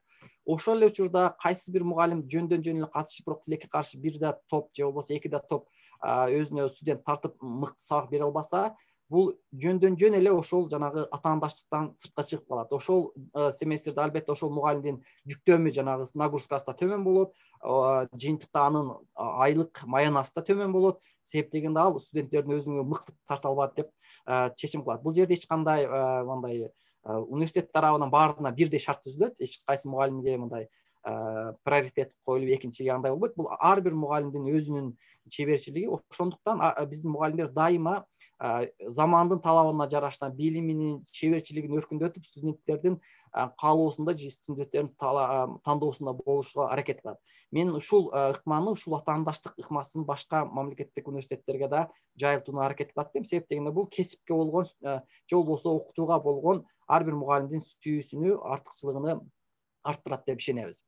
Ал эми сабактардын өзгөчөлүктөрү бизде төмөнгөчө түзүлгөн. Бул кыргыз тил жана адабият сабагы тилекке каршы былтыркы жылга чейин 6 эле кредит көлөмүнүн чегинде берилип келди эле. Бирок быйылкы жылдын окуу жылынан баштап 8 кредитке көтөрүлдү. Бул өтө жакшы көрүнүш. Бул жерде албетте тил комиссиясынын чоң салымы бар деп мен ишенем. Себептегенде 6 кредиттин деңгээлде окутуш өтө эле татаал болуп келген, айрыкча эгер студенттин деңгээли өтө төмөн болсо. Ошондуктан бизде баштоочу деңгээли, анан ортодон төмөнкү, анан ортоңку деңгээл болуп тилекке каршы 3 эле деңгээлге бөлүнүп келет. Жогорку деңгээлде сабак берели десек, жанагы талап кылынган бөлүнгөн кредит жетпей калат. Ошондуктан бүгүнкү күндө ушул 3 эле деңгээл менен чектелип калабыз. Ошондой болсо да ар бир семестрдин башында ар бир студенттин билим деңгээли атайын сынактан өткөрүлүп, ушул топторго бөлүнөт. Ал эми ар бир деңгээл өзүнө ылайыктуу окуу жүктөмдөрүн камтыйт. Ошол силабустардын ошол жанагы мен жана айтып өткөндөй эле атаандаштыктардын негизинде ар бир топтун өзүнүн жанагындай ар кандай группалары болот. Ал эми чет элдик студенттерге англис жана орус тилин аркылуу кыргыз тилине үйрөткөнгө толук шарттар түзүлгөн биздин университетте. Кийинки слайдым бул дагы биздин бир өзгөчөлүгүбүз. Бул кыргыз тилине болгон студенттердин жалпы сүйүүсүн, жүрөгүндө болгон жалынын ойготуу максатында биздин университетте өзүбүздүн кыргыз тил мугалимдерибиз тарабынан өздөрүнүн илимий кызыкчылыгына, изилдөөсүнө ылайыкташтырылып, төмөнкү сабактардын тизмеги дайыма студенттерге сунушталып турат. Бул мисалга ала кетсем, мисалы кыргыз маданияты өткөн замандан азыркы күнгө чейин, же болбосо кыргыз тилинде сезимдерди билдирүү маданияты, же болбосо кыргыз күй обондордун дүйнөсүнө саякат, же болбосо Манас эпосунда кыргыздардын маданияты, Чыңгыз Айтматовдун чыгармаларын окуйбуз деген атта искусство жана гуманитардын багытка арналган сабактар аркылуу булардын баардыгы кыргыз тилинде окутулат. Студенттердин кыргыз тилине болгон сүйүүсүн, жанагы каалоосун 4 жылдын ичинде жоготпостон ушул сабактар аркылуу арттырып, алардын ошол менен бирге кыргыз маданияты, када салты, тарых менен кенен тааныштырганга аракет жасайбыз. Бул себеп дегенде кыргыз тил жана адабият деген бир эле сабак, бул жакшы сабак, бирок ошол эле учурда ошол эле сабак менен студенттердин каалоосуну бир аз төмөндөбөстүктөн ушундай чыгармачыл аталыштагы темадагы сабактар менен студенттерге ар дайым биз артканы. Бул албетте тизме жылдан жылга семестр аркылуу өзгөрүп турат. Бул мугалимдин каалоосу, изилдөөсүнүн жана илимий кызыгуусуна жараша болот. Ал эми биздин университетте ВАРК деген борборубуз бар. Бул кыргызча которгондо жазуу жана академиялык ресурстар борбору болуп эсептелинет. Ал жакта мыкты адистерибиз кызмат кылат. Ал адистерибиз ар бир семестрдин башында, ар бир окуу жылдын башында сиздер көрүп турган экранда академиялык жазуу, англис тил, кыргыз тил, адабият жана математика, экономика жана башка сабактардан мыкты студенттердин, ушул багыт боюнча мыкты окуган студенттердин жетишкендиктерине, алардын билимине, илимине жараша сынак жарыялап, мыкты студенттерди тандап алышат дагы, аларды ошол жыл бою башка студенттерге жардам берүүгө биз мындай чогуу биргеликте иштеп келебиз. Бул студенттен студентке деген биздин ыкмабыз. Мисалга алсак, биздин жакшы жетишкендиктерибиздин бири былтыркы жылдан баштап кыргыз тили жана адабияты боюнча да биздин өзүбүздүн тьюторлор деп коет, жанагы студенттерге жардам берүү студенттер тобу түзүлдү. Ал жакта мыкты студенттерибиз, кыргыз жигиттерибиз бар, кыздарыбыз бар. Ал жакта акысыз өзүнүн студенттерге бир жумада 5-тен 8 саатка чейин сабак берип, өзүнүн билимини өркүндөтүп, аларга жардам бере алат. Бирок ошол учурда ошол жардам берген мыкты студенттерибизге университет тарабынан акчалай каражат бөлүнүп, аларга сыйлык бөлүнүп турат. Жаңылышпасам, 1 саатына 300 сомго жакын, 300 сомдон да ашуу сом берилип, студенттерди ошол кызыктырып, башка студенттерге акысыз жардам берип, билим деңгээлин жогорулатканга шарт түзүлөт. Төмөнгөдө сайтыбыздын ссылкасы берилген, эгер кааласаңыздар кирип, ошол кандай студенттер бири-бирине кандай жардам берип, кыргыз тил адабиятын окугандыгын менен таанышсаңыздар болот. Бул эми студенттин студентке болгон ыкмалар. Кийинки слайдта биз 2 жыл болуп калды. Джон Сорос фонду аркылуу өзүбүздүн Tel Club деген Гүлмира Дүйшөева эжекебиз тарабынан жана башка университетибиздин телевидениясы тарабынан мыкты 30га жакын видео сабактарыбыз тартылган. Бул сабактарыбыз жөн эле жанагындай түшүндүрүп эле калбастан, жанагы ар бир абалга, жанагы, например, такси болобу, транспорт болобу, же болбосо соода саттык болобу, же мейманканага баруу болобу, ошол кыргыз тилин өнүктүрүүгө аркылуу жаштардын кызыгуусуна ылайыктуу видео сабактарда түзүлгөн. Эгер кааласаңыздар, биздин YouTube каналыбызга кирип, ушул сабактарды өзүңүздөрдүн жанагы чет элдик студенттерге колдонсоңуздар болот сабак берүү учурунда. Бул орус тилинде даярдалган бир 30га жакын биздин сабактарыбыз бар. Эгер кааласаңыздар, албетте кийин кирип көрсөңүздөр болот. Кийинки слайдым бул англис тилиндеги видео сабактарыбыз да бар бизде. Азаматов Нурболот деген биздин мыкты студентибиз бар, кыргыз тилин сүйгөн, аракет кылып келген. Анан дагы башка студент кыздарыбыз да бар. Ал жакта ошол кыргыз тилини чет элден келген студенттерге, же болбосо жалпы эле дүйнө жүзүнөн кыргыз мамлекетине кызыккан мындай талап жылдан жылга бизге байкалып келип атат. Себеп дегенде биздин университетке жазып, мага кат жазып, ошол кааласаңар акча төлөп окуйлу деген чет мамлекеттен Кыргызстандын тарыхына, маданиятына деги эле ошол башка мамлекеттерде аспирант болуп окуп, бирок алар аспирант болуп окугандан эле жөн эле Кыргызстанга барып изилдейм десе, аларга талап коюлат экен. Кыргыз тилин окуп, кыргыз тилини мындай үйрөнүп, мыкты деңгээлде өзүңөрдүн жанагы деңгээлиңерди тастыктаганыңарда биз силерди жанагындай полевая работа деп коет, изилдөө талаасына Кыргызстанга жиберебиз деп шарт коюлат экен. Бул тилекке каршы бизде ошолор талаага жооп берген тилекке каршы биздин жакшы система болбогондуктан биздин университет ушул ыкманы өз колубузга алып видеороликтор иштелип чыкты англис тилинде, анан онлайн форматында да аларга сабак берилип келет. Албетте бул YouTube каналынан кирип сиздер кыргыз тилинин англис тилинде окутулган сабактарына көрсөңүздөр болот. Ал эми мен өзүм урматтаган аябай мага колдоо көрсөтүп мени чогуу иштеп келген Камбарали Уулкан Жекшембеков деген эжекебиз бар. Ошол эжеке менен биргеликте былтыркы жылы биздин университетибиздин ректору тарабынан бөлүнгөн гранттык акчанын жардамы менен биз жаңынан китеп иштеп чыктык. Бул кыргыз тили жанагы башталгыч топтор үчүн A1 форматына.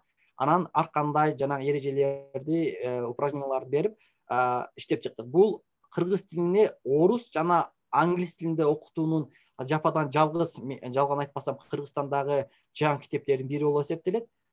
Эмне себептен орус жана англис тилинде кылдык деп балким суроо берсеңиздер керек. Бул орус тилден кылган себебибиз бизде жанагы Россияда эмгектенип келген мигранттарыбыздын көп суроо талаптарын алар менен баарлашып калганда билип калдык. Алардын балдары, жаңы муундары тилекке каршы кыргыз тилине болгон сүйүүсү жана болбосо жанагы кызыгуусу бир аз төмөндөп баратат дейт. Ошол себептен орус тилинде жаңы жана форматтарды колдонуп орус тилинде бердик. Ошол эле учурда ошол түшүндүрмөлөрү жанагы ар бир көнүгүүлөр англис тилинде да берилет. Бул бир эле учурда англис тилинде да кааласа өнүктүрөт, же болбосо кыргыз тили, орус тили аркылуу да өнүктүрүүгө жаралат. Ошол китебибиздин алкагыбызда биздин университетибизден биринчи жолу онлайн сабагы түзүлдү. Бул кыргыз тил for beginners деп коет. Жанагы китептин жаңы жүктөлгөн китепте бир эле ошол жанагы эрежелер же болбосо көнүгүүлөр менен чектелбестен фразаларыбызда түзүлгөн керектүү фразалардын баардык жүктөмдөрү. Ошол эле учурда англис тилден кыргыз тилден кайра орус тилге, англис тилге, орус тилге которулган сөздүктөрүн да жаңынан иштеп чыктык. Сиздер экранда көрүп турган бул биздин онлайн жанагы сабагыбыздын баракчасы. Учурда биз ушул сабагыбызды кандай форматта жайылтып кыргыз тилине баягы окуйм, үйрөнөм деген каалоочуларга жайылтуу ыкмасын издеп аткан учурубуз. Көрсөңүздөр керек, бул жакта ошол студент өзү эле кирип биз жасап койгон презентацияларды же болбосо сөздөрдүн жанагы сөздүктөрдү жаттап үй тапшырмаларын аткаргандан кийин оң тарабында өзү эле ошол аткарылды деген галочкалар чыгып калат, башчылар. Ошол курстун баардыгын өзү бүткөндөн кийин, видео, аудио сабактарын аткарып бүткөндөн кийин албетте биз ойлойбуз ошол биздин университеттин онлайн сабагын толук кандуу аткарды деп тесттин жыйынтыктын же болбосо жанагы сынактын негизинде биз грамота берип онлайн форматында болсо да кыргыз тилди өркүндөтөм же окуйм деген биздин келечектеги муундарга жакшы шарт түздүк деп ойлойм. Ал эми сөзүмдүн акырында аягында жалпы эле ошол кыргыз тил, кыргыз маданият тарыхы боюнча биздин университетте ар кандай маданий, практикалык жана ар кандай илимий иш-чаралар дайым уюштурулуп келет. Норуз майрамында болобу же болбосо бүгүн тил күндө да биздин аракетибиз бар. Онлайн флешмоб уюштурсак деген.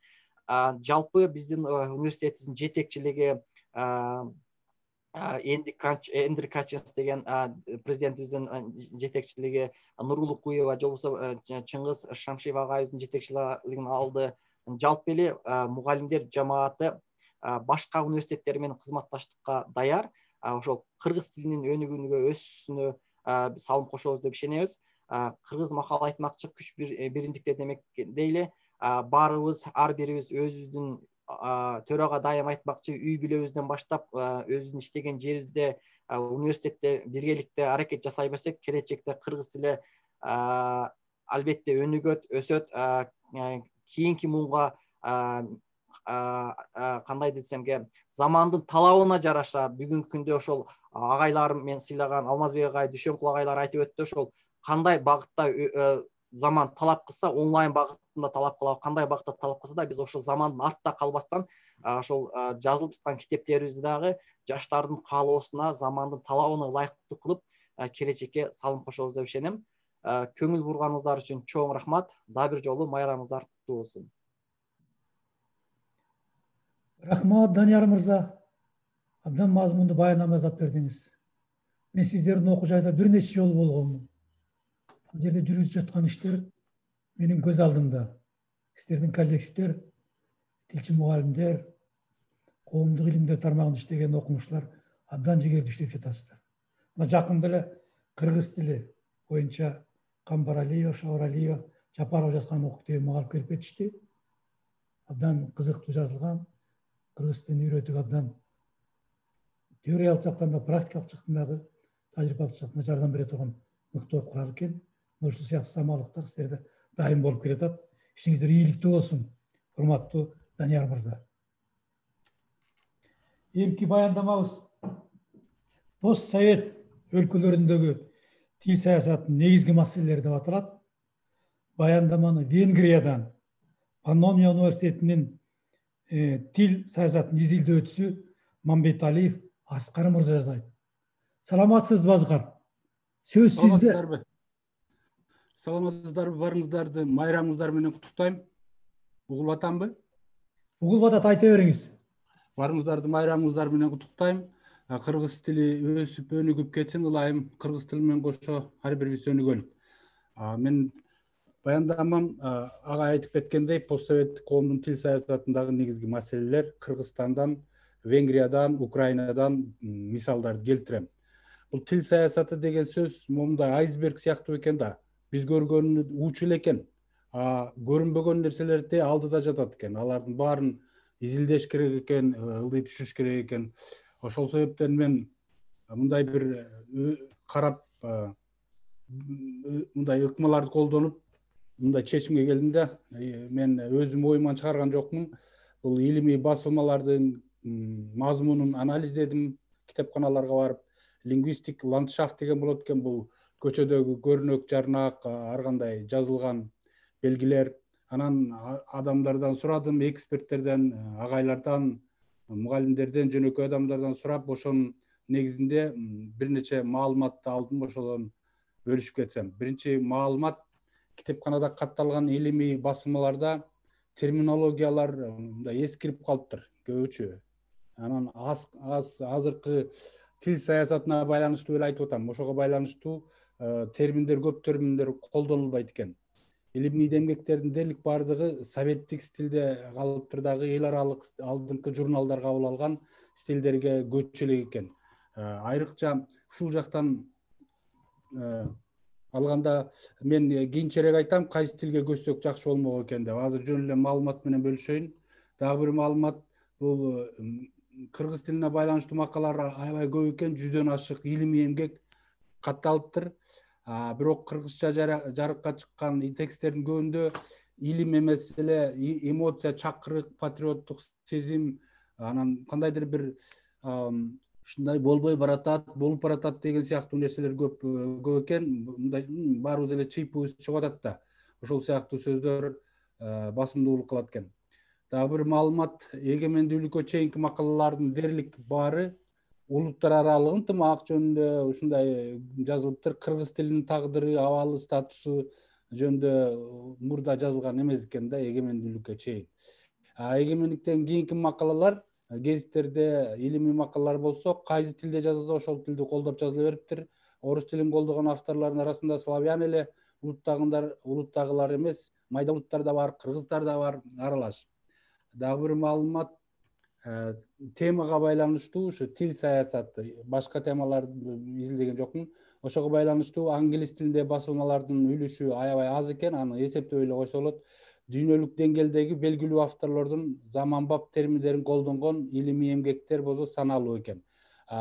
Көптөгөн терминдер англис тилинен кыргыз тилине эмес, орус тилине дагы которула элек болуп атат да, маселе. Алтынчы маалымат болсо, дагы бир маалымат, кээ бир эл аралык окуу жайларда, Кыргызстанда да мамлекеттик тилди атайын түрдө кодулоо сездим да мен. Анткени аларда кошпой койот экен кыргыз тилин, өздөрүнүн тилинде же расмий тилде эле кошуп коет, кыргыз тилин чыгарып салат. Мындай көрүнүш дүйнө жүзүндө жок экен да негизичи. Мисалы үчүн Украина, Венгрияда мындай түшкө кирбеген көрүнүштөр. Ал эми дагы диний китептерди карасак, алар өздөрү ар бир жамаат өзүнүн терминдерин колдоно берет экен. Дагы кээ бирлердин кыргызча деп айткандарын мага келип сүйлөшсө мен түшүнбөй калып атам. Кээ бир сөздөрүн.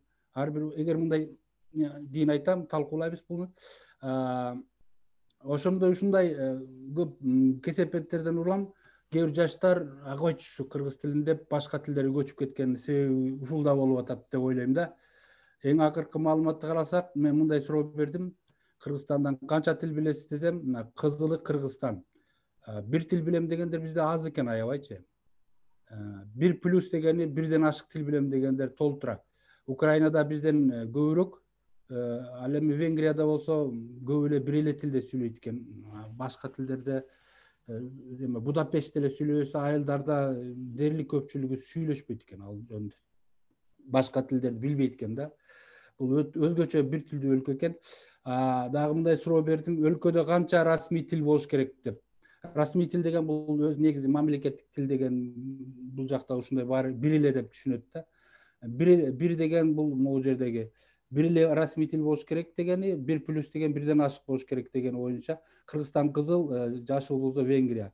Бир эле расмий тил болуш деген булар окшошураак экен. Экинчиси. Эми көп тилдүүлүктү колдогон мыйзамдарга карасак, Кызыл Кыргызстан, могусу Украина, жашыл болсо Венгрия. Көп тилдүү бизде көп тилдүүлүктү колдойт экен мыйзамдарыбыз.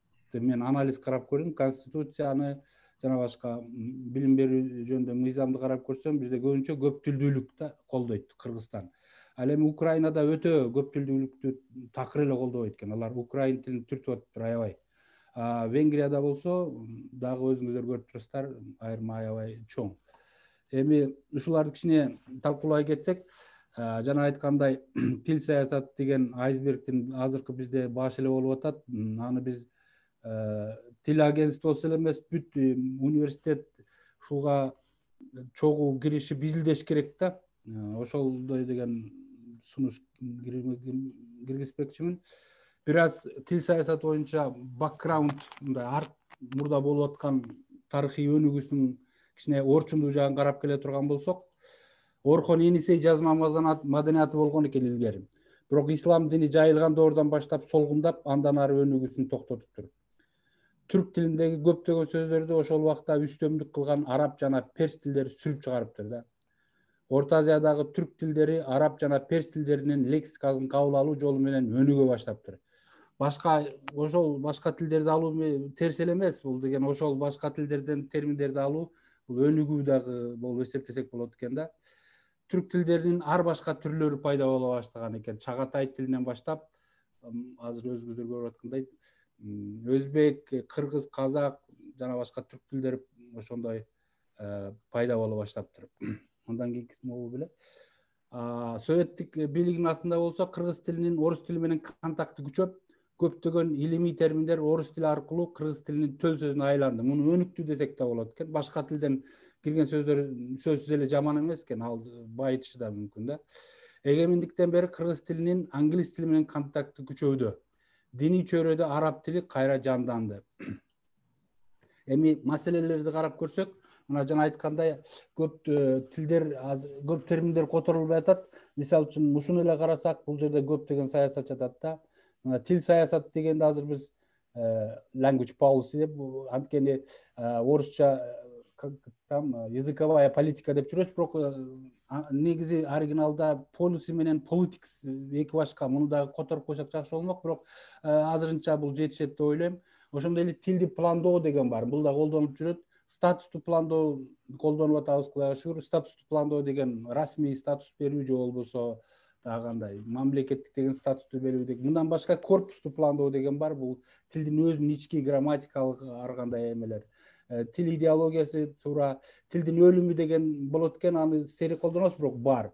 Анан тил экологиясы деген бар экен. Бул мааниси деген жаныбарлардын бирөөсүн өлтүрсөк, өлүп кетсе дүйнө жүзүндө ал бүт ааламга таасири тийгизет деген теория бар эмеспи? Ошол сыяктуу бир тил өлсө, бул жөн эле ошол элге эле эмес, бүткүл дүйнө ааламга зыян экен да. Ошон үчүн азыр ушундай кыймыл пайда болду. Бардык өлүп бараткан тилдерди колдоо сактап калыш керек, адамзаттын байлыгы дегенчи. Мындай колдоно берсек болот. Мындан башка дагы тил геноциди деген бар. Бул бизде колдонулууда. Критикалык период деген бар. Бул кандайдыр бир жашка чейин балдар тил үйрөнсө, канча тил үйрөнсө ошол эне тили сыяктуу деңгээлде болуп калат. Андан кийин алар эне тили сыяктуу үйрөнө албайт. Ал экинчи тил болуп калат деген түшүнүк. Андан тышкары бизде жалпы тил лингва франка муну баары эле колдонуп жүрүшөт. Ал эми колдонууга зарыл терминдер бар. Кээде мен ушул тил саясаты боюнча кыргыз тилинде презентация кыла албайм, анткени терминдер жок болуп атат. Мисалы үчүн мындай кантип которобуз буларды? Code switching, verbal fluency, language fluency дегенди билебиз. Бирок булар орусчада жок болуп атпайбы? Мисалы үчүн орустар азыр жанагы тилдин атриция деп которуп алышты, language attrition дегенди. Бул тилдин унутуу процесси да мээдегичи. А кыргызча кантип которобуз эми? Аны которуп отургунча болбойт. Башка мисалы үчүн тилдерден орустар атриция деп эле жөн эле англисчеден эле түзүлө алып алышты. Бизде ушуларды принцибин издеп чыгышыбыз керек дагы, бир университетке тапшырыш керек болуп атат деп ойлойм. Ушул терминдерди срочно тез арада которуп киргизүү маселесинчи. Корпустук пландоо маселелери, азыркы айткан бул корпустук пландоонун бир түрү. Бир түшүнүккө бир нече сөз туура келгени тилди татаал дамытып атат. Биз деген өзүбүз деле ойлонбой, тилди үйрөнө турган башка улуттарды ойлонуш керек болуп атат да. Алар мындай оңоюраак болуш керек. Айрыкча эне тили, мам тил менен дал келбеген жарандарга. Анан алар ошол мен биякта жүрөм. Бул жакта деген өтө стандартташтырып койгон тилдерин бар, эрежелери бар. Бизде ошондой кандайдыр бир ушул жагында ойлонуш керек деп ойлойм да. Бир тилге ошо бир сөз жарата тургандай кылып, албетте биздин тил акындык тил чоюлуп кете берет. Ошондой эле диний адабияттар каалагандай терминдерди киргизе берип, лексикалык башаламандыкты кулачайбы да. Ушул жагында контролго алып, диний мисалы үчүн китептер чыкканда бул ислам динине тиешелүү болобу же христиан динине тиешелүү китептерди контрол кылыш керек деп ойлойм. Анткени алар өздөрү эле каалагандай чыгара берсе, тил бузулуп кетет да. Анан кыргыздар бири-бирибизди түшүнбөй калабыз. Корпустук пландоо мезгили келди. Мам тил сүйлөөгө жана оңой болуш керек дейт. Эми статустук пландоо маселелери, кыргыз тил, Венгриянын статустук пландоо эмесин карап көрсөк, бул жерде баш мыйзамда, конституцияда 11-жылы кабыл ошонун бери турат. Мажар тили Венгриянын расмий тили деп эле турат. Болду. Так ачык жазылган. Украинаны карасак, украин тили мамлекеттик жана расмий тил. Аларды экиге бөлүнбөйт. Так жана ачык. Бирок бул жердин проблемасы да бар. Мен кийин айтам, булар өтө эле катуу кетишти. Кыргызстанды ала турган болсок, Кыргызстанда кыргыз тили мам тил деп жазылган, орус тили расмий тил. Анан ушул жерден бир аз чаташ болуп атат функциялары. Булардын айырмасы кандай деп көйлөр түшүнбөй калып атат да. Билим берүүдө тилди пландоо моделдерин алып калсак, Венгриядан жалпы билим берүү мажар тили болуш керек деп ачык жазылган. Бирок башка улутта окуган компакттуу жерлерде болсо, ошолор тилдерин колдонсо болот дейт. Украин тилинде болсо, бир аз мындайча айтканда украинга жакыныраак бардык мектептер украин тили болуш керек жана украин тилинде окутулуш керек. Украин тилин окутуу менен украин тилинде предметтер окуш керек деген эки башка да, өзүңүздөр баарыңыздар менен жакшы билет болушуңуз керек. Кыргызстанда болсок, мындай жазылган билим берүү мыйзамында: кыргыз, орус жана бир чет тил билүүгө милдеттүү деп. Бир аз мындай чаржайтыраак болуп атат. Ушуларды кайра бир карап чыксак жакшы болот эле, так кырып. Бирок бизге супра улуттук башка өлкөлөр кийлигишип атат. Биз аларды да эсептеп, мындай акылмандык менен, бирок ошону менен катар эле так саясат керек болуп атат. Коомдук белгилер деген азыр айткан көчөдөгү эмелер, бул жерде да Венгрияда так жазылган. Бардыгы эгерде чет тилде жазылса, сөзсүз мамлекет тил колдонуш керек деп эле ачык жазылган. Мисалын карап көрсөк, могу жерде бизнесте бир аз чачкындуулук байкалат. Кыргызстанда дагы, Венгрияда да. Мына өйдө жактагы сүрөт Венгриядагы бизнестер да, баягы. Алды жагында болсо Моссоветтеги тартып алдым эле. Бул жерде карасаңыздар, кыргызча сөз деле жок. Анткени булардын баары логотип. Ушундай болуп атат. Бизнесте көбүнчө ушул кыргыз тили, мамлекеттик тилди колдонбой коюшат экен да. Ал эми могу мамлекеттик мекемелерди карап көрсөк, өйдө жактагы Кыргызстан, бул жерде бизде 3 тилди көрүп турабыз: кыргызча, орусча, анан биякта англисчеде турат. Венгрияда болсо мамлекеттик чыгарган белгилердин баары тең жалаң венгрче, англисче деген жок. Бул жакта венгр, англис эле, башка тил жок да негизичи. Ал эми кафелерде албетте алар бир аз башка тилдерди кошушат. Тил саясаты деген жогорутан ылдый жана ылдыйдан жогорку болот экен. Жогорутан ылдый деген бул конституция, мыйзамдар, өкмөт тарабынан келгендер. Ылдыйдан жогорку деген болсо деген бул элдер кандай ойлойт, элдин идеологиясы, бизнес кандай идеология чыгарат жана ошондой жана башкаларда. Бул кызылды карасак, көп тилдүүлүк колдогон мыйзамдар Кыргызстанда аябай көп. Ne oldu? Meniki görünbөй калган турбайбы? Бар тең.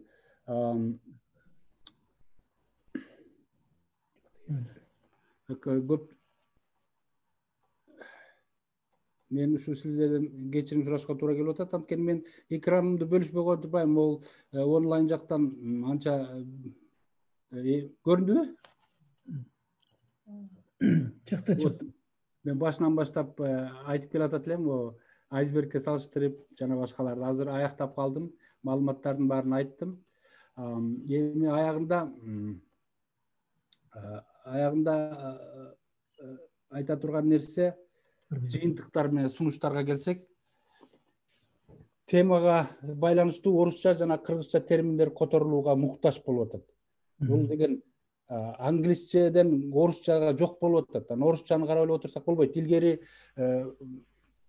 арабча менен персче которчу экен. Азыр арабча менен персче илимдин тили болбой калбады. Азыр кээ бир бизде агайлар чыгып атат, англис тилден албаш керек деген дагы маанайлар бар экен. Бирок биз деген өнүккөн тилге жармаша бериш керек. Ал тилден ала бериш керек, мүмкүн болсо. Анан бизде эми качан түрктөр которот, качан орустар которот деп отурсак анда болбойт. Өз алдыбызча биз тилдерди которуш үчүн которуш керек деп ойлойм. Ушундай сунуш киргизем да. Статусту пландоону кайра карап чыгуу керек деп ойлойм. Бул конституцияда жазылган, билим берүү боюнча мыйзамда жазылгандарды кайра карап чыгып туруп, ошо тилдин ордун такташ керек. Ошону менен катар эле биз деген орус тилин дагы абайлаш керек. Анткени себеби өзүңүздөр билесиздер кандай биздин негизги конкурент кайсы биздин кыргыз тилинин. Бирок ошого карабастан биз деген тагыраак саясат жүргүзүш керек деп ойлойм. Корпусту пландоо мамлекеттин көзөмөлгө алыш зарыл. Лексиканы өстүрүү принциптерин кайра карап чыгуу керек да. Корпусту пландоону мамлекеттик көзөмөл мындай тилди азыр айткандай диний китептер жана башкалар ар кимиз өзү каалагандай чыгара бербеш керек деп ойлойм. Баары тең ушул тил агентствосунун көзөмөлүнүн астында болсо жакшы болмок. Диний китептер мамлекеттик тилди чар жайткылганга жол бербөй керек. Анткени анан алар биз түшүнбөй калабыз бири-бирибиздичи. Экинчи жыйынтыктар болсо жогорутан ылдый жана ылдыйдан жогорку идеологияга дагы ажырымды жоюу зарыл. Элдин каалоосу менен өкмөттүн каалоосунун ортосунда, то есть эме конституция, мыйзамдар, өкмөттүн саясаты менен элдин саясаты ортосунда ажырым болбой экөө дал келсе жакшы болмок.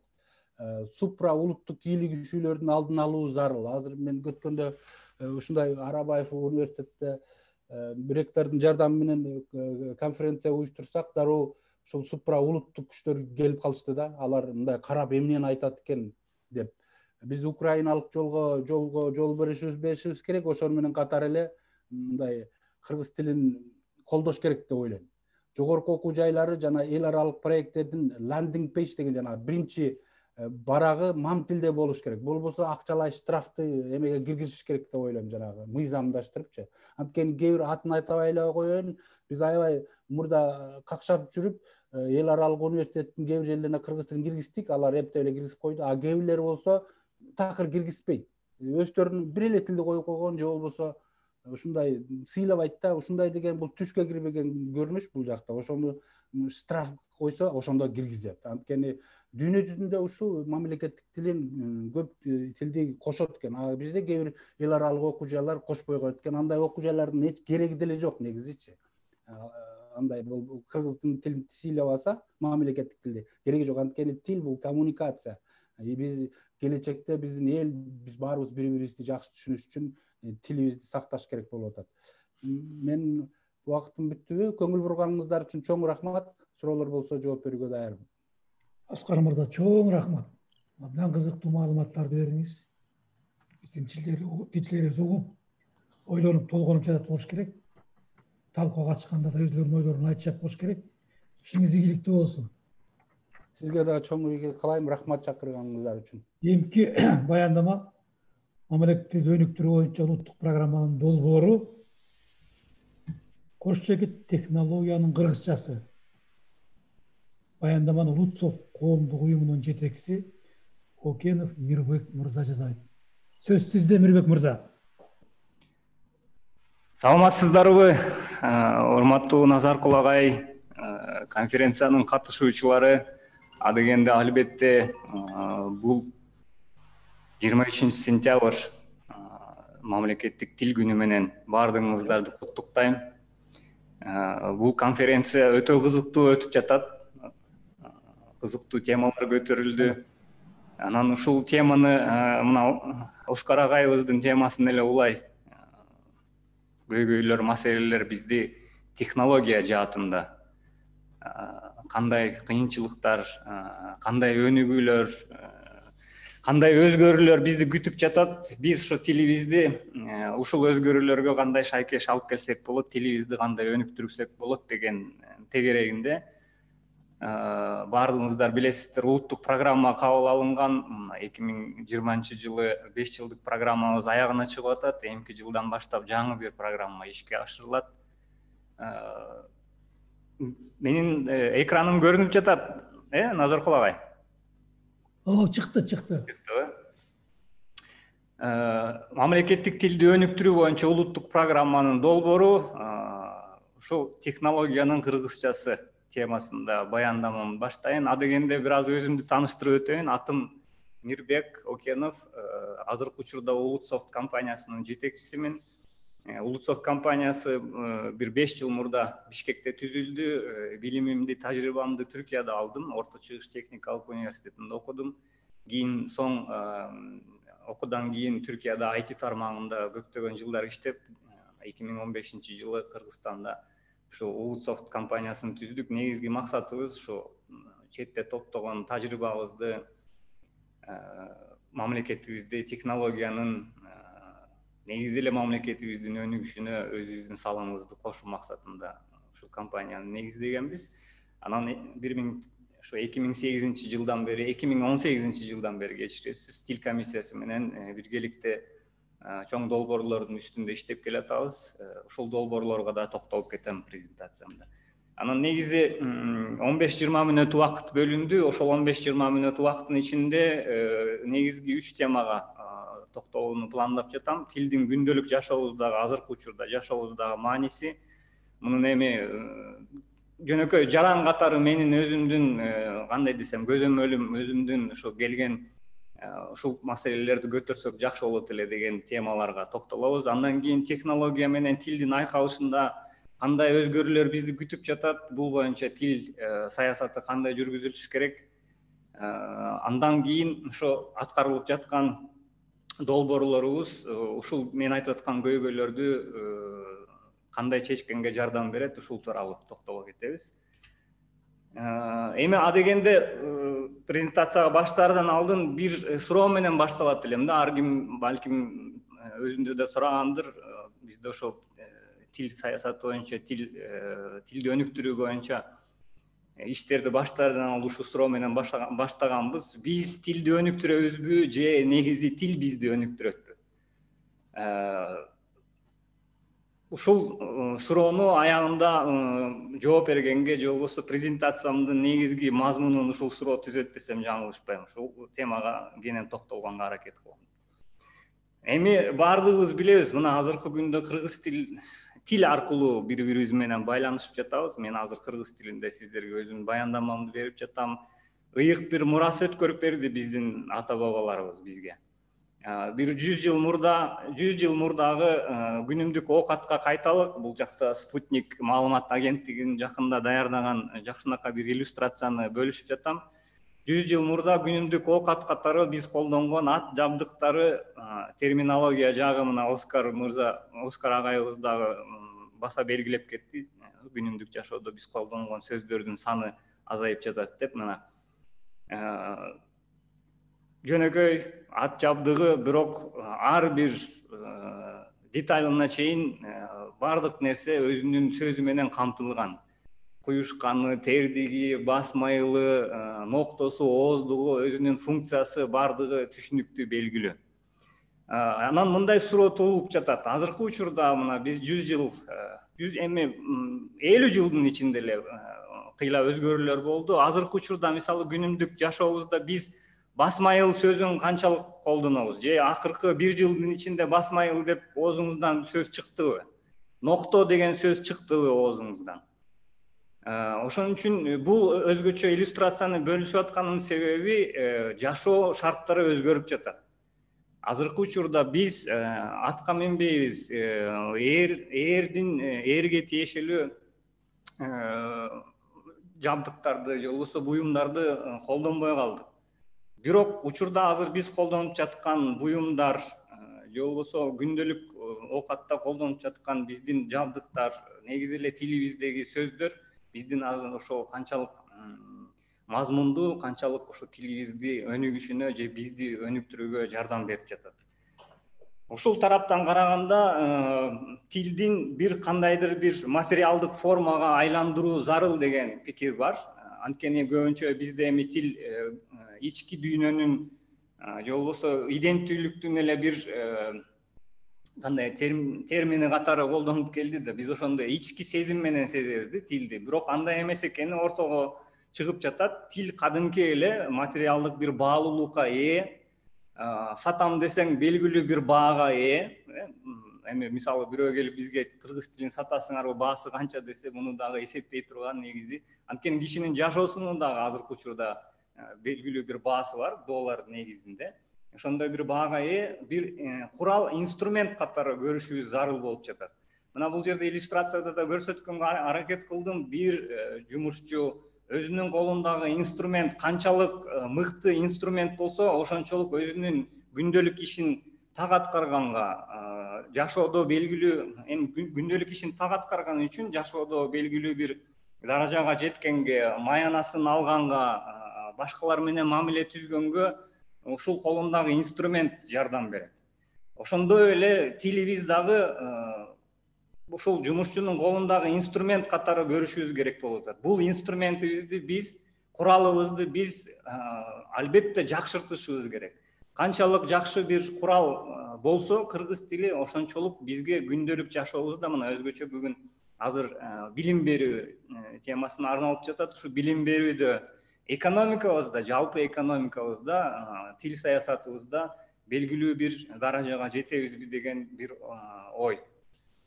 Эми ушул теманы улай, тил бир инструмент, тил бир курал. Ушул тил эми технологиянын өнүгүүсү менен бизди кандай бир дүйнөгө чакырып жатат. Ушул темага бир аз токтолуп жаталы. Баарыбыз эми күндөлүк жашоодо мына сезип баштадык. Смарт доор башталды. Смарт дегенибиз акылдуу буюмдардын доору башталды. Жөнөкөй саатыбыз смарт саатка айланды. Жөнөкөй көз айнек кийип жүрдүк элек, азыркы учурда смарт көз айнектер колдонулуп баштады. Жакын эле арада чөнтөгүбүзгө чөнтөк телефон деген түшүнүк кирди эле, ал чөнтөк телефон ордун смарт телефонго өткөрүп берди. Маалыматты башында ак кара экран аркылуу, телевидение аркылуу алып баштадык элек, мына 1960-жылдары, 50-жылдары Кыргызстанга биринчи телевидение келип баштады.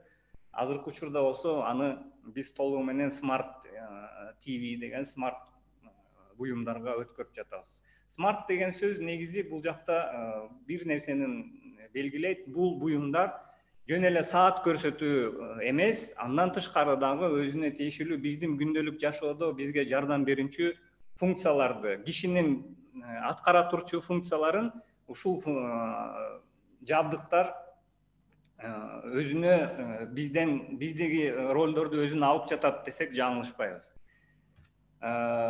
Эми ушул смарт доордо болсо, технология доорунда болсо, биз ушул жабдыктар менен азыркыга чейин байланышыбызды бир ортодогу башка технологиялык жабдыктар аркылуу жүргүзүп келдик. Мисалы, компьютер менен сиз байланышты өзүңүздүн оюңузду же бир нерсе аткара турган командаңызды, бул мышка деп айтып калышат, бирок кыргызчасы деле чычкан маус деп англисчеден которгондо тартынбайлы деп Оскар агайыбыз туура белгилеп кетти. Маус деп которгондо чычкан эле болот. Ушу чычканыбыз аркылуу, баскычыбыз аркылуу, ошо телевизоруңузду пульт аркылуу башкарасыз. Акыркы мезгилдерде болсо ушу тач скрин дейбиз, кол менен экранды басуу аркылуу ушул жабдыктарды башкарып келатабыз. Андан тышкары дагы түрдүү ушул чөйрө менен байланышты түзүүгө жабдыктар бар. Бирок жаңы бир доор башталып келатат. Тилдин дагы функциясы негизинен алмашып келатат. Эми тил азыркыга чейин биз кишилердин ортосунда бири-бири менен байланыштын инструменти катары колдонуп келдик. Мындан кийинки тилдин функциясы ушул смарт жабдыктар менен өз ара байланышыбызды, командабызды ушу тилибиз менен, үнүбүз менен өткөрүп берүүгө шарт түзүлүп жатат. Мунун эми ошо 1950-жылдары, 60-жылдары, кийин 80-90-жылдарда аракет болгон, бирок ал убакыттагы технология тилекке каршы мынчалык өнүккөн эмес эле, ошон үчүн ал теория боюнча эле калып калган. Бирок азыркы учурда ушул биздин компьютерлердин кубаттуулугу, интернеттин ылдамдыгы азыркы учурда тил менен биздин ушу жабдыктарды башкарууга шарт түзүп жатат. Эми ушу муздаткычыңыз менен сүйлөшүп баштайсыз, автоунааңыз менен жакында сүйлөшүп баштайсыз. Ошол доор акырындан бизди карай кадам таштап келатат. Эми ушулардын баарын айтып келгенде, ошо тилибиз, кыргыз тили канчалык ушул дооруга даяр. Ошон үчүн ушул теманы биз 2018-жылы тил комиссиясына барып чогуу биргеликте ушул сымал презентациянын негизинде бир концепция иштеп чыктык элек. Концепциянын негизги максаты 2023-жылга чейин ушул кыргыз тилин толук түшүнгөн, кыргыз тилинде сүйлөгөн бир жасалма интеллект иштеп чыгуу. Ал жасалма интеллекттин негизин natural language processing деген терминология бар азыркы учурда. Ошол жасалма интеллекттин негизги бөлүктөрүнөн түзөт. Бул табигый тилди иштетүүчү программалык аппараттар. Табигый тилди албетте биз эми адамзаты түшүнгөнүбүз, сүйлөгөнүбүз эволюциянын мына бир орточо эсеп менен бир 30 000 жылдын тегерегинде ушул деңгээлге келип атабыз. Бирок компьютер азыркы учурда жасалма интеллект негизинде биздин тилди түшүнгөнгө, адамзаттын тилин түшүнгөнгө жана адамзаттын тилинде сүйлөөгө акыркы 5 жыл, 10 жылдын ичинде кыйла өзгөрдү, кыйла өнүктү десек жаңылышпайбыз. Ошон үчүн биз концепциянын негизинде табигый тилди компьютердин тилине, кыргыз тилди компьютердин тилине өткөрүү, компьютердин тилин болсо ушу биздин кыргыз тилине айкалыштыруу жана ушуга шарт түзүү боюнча, инфраструктура түзүү боюнча, концепция түзүү боюнча, негизи эле ушул темаларды талкуулоо боюнча бир чөйрө түзүү боюнча аракеттенүүбүз тил комиссиясы менен биргеликте жүрүп жатат. Анан акыркы жылдарда конкреттүү кадамдарды да таштадык. Ошонун негизинде мына биз 4 бөлүктөн турган, 4 кадамдан турган бир концепциянын үстүндө иштеп жатабыз. Биринчи кадамыбыз бул текстти үнгө айландыруу. Экинчи кадамыбыз үндү текстке айландыруу. Кудай буюрса, мына 2020-жылдын аягы менен ушул биринчи темабызды аяктадык. Буюрса, ал продуктубуз даяр. Азыр ушу презентациянын аягында буюрса силерге бет ачарын да кылганга аракет кылайын. Анан үндү текстке айландыруу боюнча буюрса 2020-жылы аяктайбыз деген бир продукт иштеп чыгарабыз деген максатыбыз бар. Андан кийин 3-4 пункт боюнча бир аз биринчи, экинчи пунктка караганда мазмуну жагынан, иш жагынан көлөмдүүрөөк. Бул тексттин семантикалык анализи, компьютердик программа биз сүйлөп жаткан текстти алдын ала үндү текстке айландыргандан кийин мазмунун түшүнүш керек болуп атат. Анан ошол мазмунду түшүнгөндөн кийин биз түшүнө тургандай бир текстти синтездеш керек болуп атат компьютердик программа. Анан ошол синтезделген текстти кайра биринчи пункт менен ошол текстти бизге үнгө айландырып, бизге сүйлөп бериш керек болуп атат. Ошон 4 баскычтан кийин буюрса кыргыз тилинде сүйлөгөн, бизди түшүнгөн бир программалык продукт ишке ашат деген максатыбыз бар. Жөнөкөй тил менен айтканда биринчи баскыч бул кишинин тилин оозун жасадык. Экинчи баскыч буюрса кулагын жасап атабыз. Ушул жылдын аягы менен аны бүтүрөбүз. Бизди уга турчу аппарат болот. Андан 3-4 пункт болсо бул ушу биздин мээбиз. Мээ аркылуу биз ушу текстти түшүнүп атабыз. Азыркы мен айтып аткан сөздөрдү сиз түшүнүп, анан мага бир жооп кайтара тургандай бир абалга алып келгениңер ушул баары ошо мээбизде жүрүп жатат. Ошолорду имитациялап, негизи жасалма интеллект бул кишинин аткарган функцияларын компьютер тарабынан имитациялоосу. Ошо биз аткарган функцияларды компьютер мен дагы аткара алам деген бир абалга алып келет.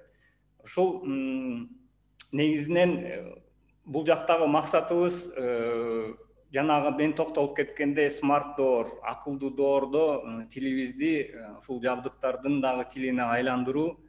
Анан бул долбоорлордун бизге жалгыз гана эми тилди технологияны компьютер менен бирге иштешүүгө, компьютерге команда берүүдө жардамчы эмес, негизи эле тилибизди өнүктүрүүгө, жана тил бизди өнүктүрөбү же биз тилди өнүктүрөбүз темасына келгенде дагы тилибизди биз азыр технология аркылуу тилибизди өнүктүрсөк, кийин бул технология биздин тилди өнүктүрүүгө жардам берет.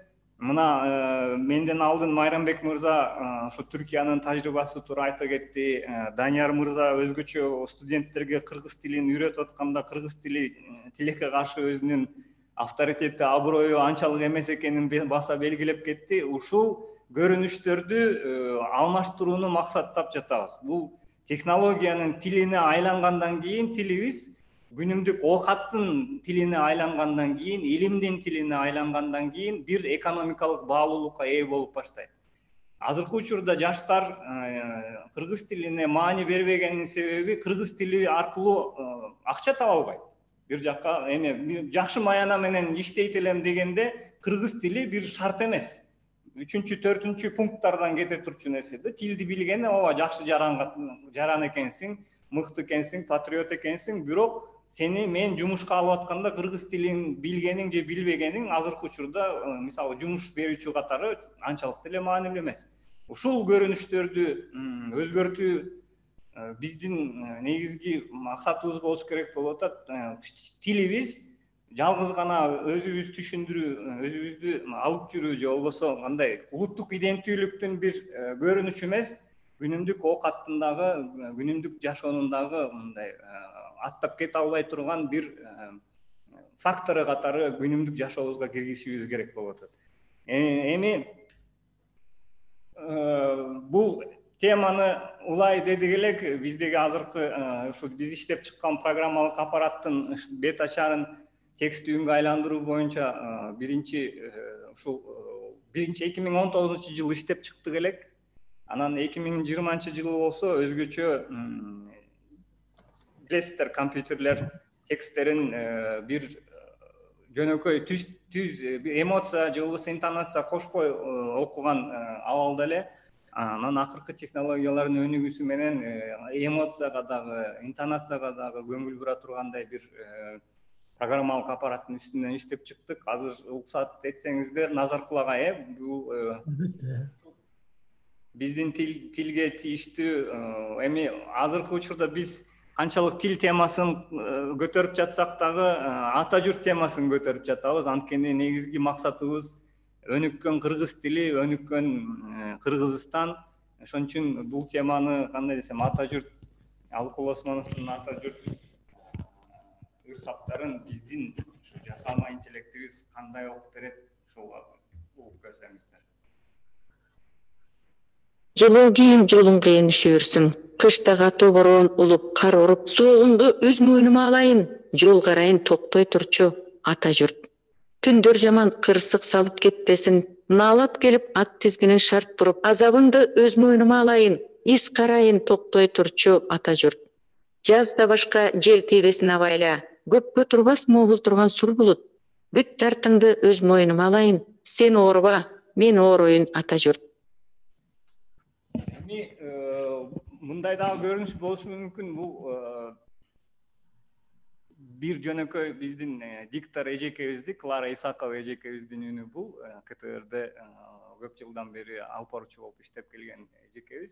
Буну жөн эле аудио форматта микрофон аркылуу жаздырып эле бул жактан бизге бир аудио файл окутуп атасыңарбы деген көрүнүш болушу мүмкүн. Жок, буну биздин жасалма интеллект башынан аягына чейин өзү окуп жатат. Анан мунун буюрса катышуучулардын баардыгынын эмелери азыркы чат аркылуу өздөрүнүн электрондук даректери менен бөлүшүп жатат. Электрондук дарек аркылуу биз бул ушул программаны тестирлөө боюнча атайын бир программалык продукт иштеп чыктык элек. Онлайн азыркы учурда Мамтил KG сайтында ошонун шилтемесин бөлүшүп коебуз.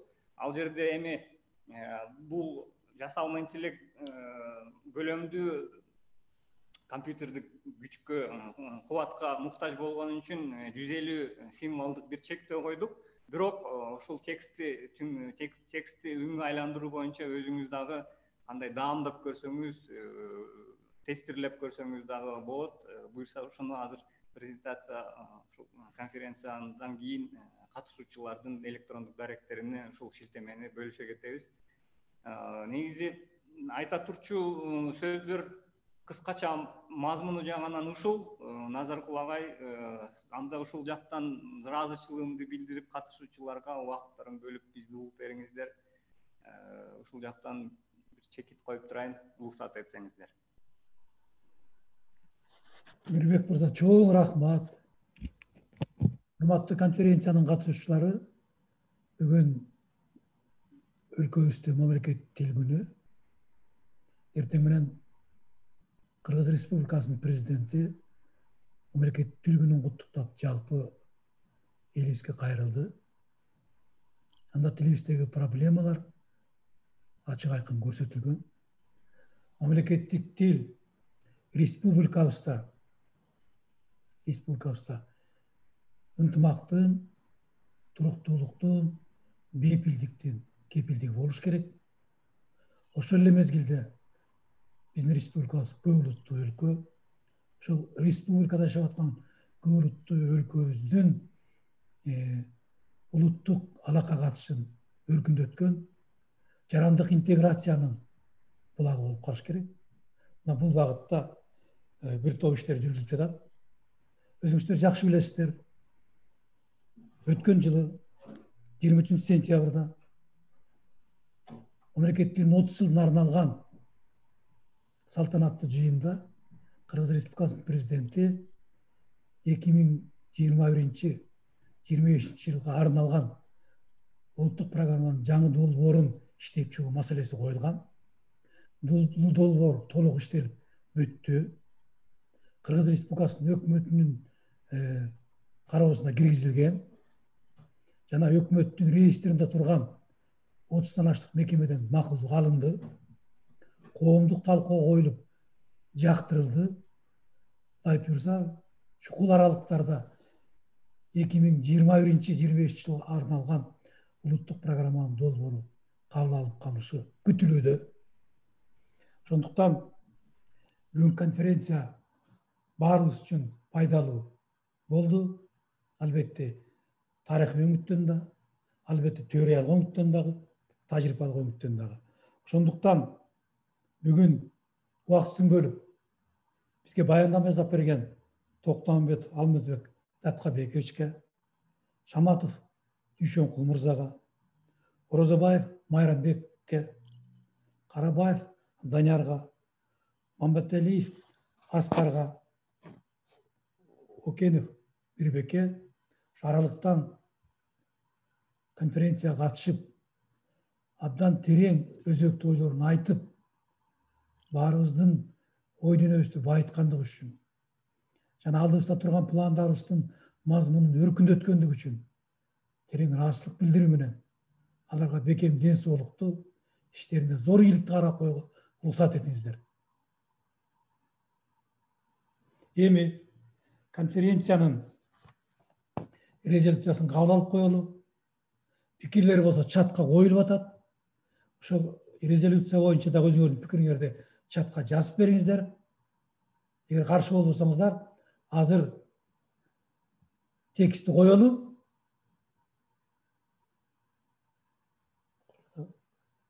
Текст коюлат азыр. Ошону окуп, талдап, анан пикириңиздерди биздин чатка салып коюңуздар. Ушун менен аралыктан конференция чоңуна чыкты. Катышып берген баардыгыңыздарга ишиңиздерге ийгилик каалайбыз. Ал эми бул конференциянын толук мазмуну биздин сайтта орун алат. Каалаган кишилер каалаган кызыккан жерлерин алып, өзүңүздөр ой пикириңиздерди байытсаңыздар болот. Анан конференциянын жыйынтыгы боюнча биз иш-чараларды иштеп чыгабыз. Ал иш-чаралардын мазмуну президенттик аппаратка киргизилет. Жана ошол аркылуу биз тийиштүү мекемелерге тапшырмаларды түшүрөбүз. Мына резолюция коюлду. Бир сере окуп, анан пикириңиздерди билдирип коюңуздар.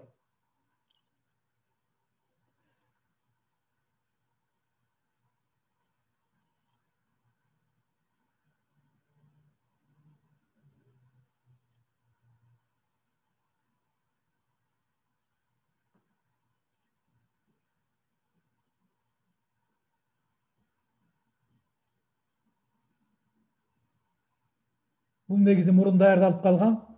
Ал эми сиздердин илимий баяндамаңыздардагы көп нерселер жаңы болуп калды. Биз алар менен толуктайбыз, урматтуу баяндамачылар.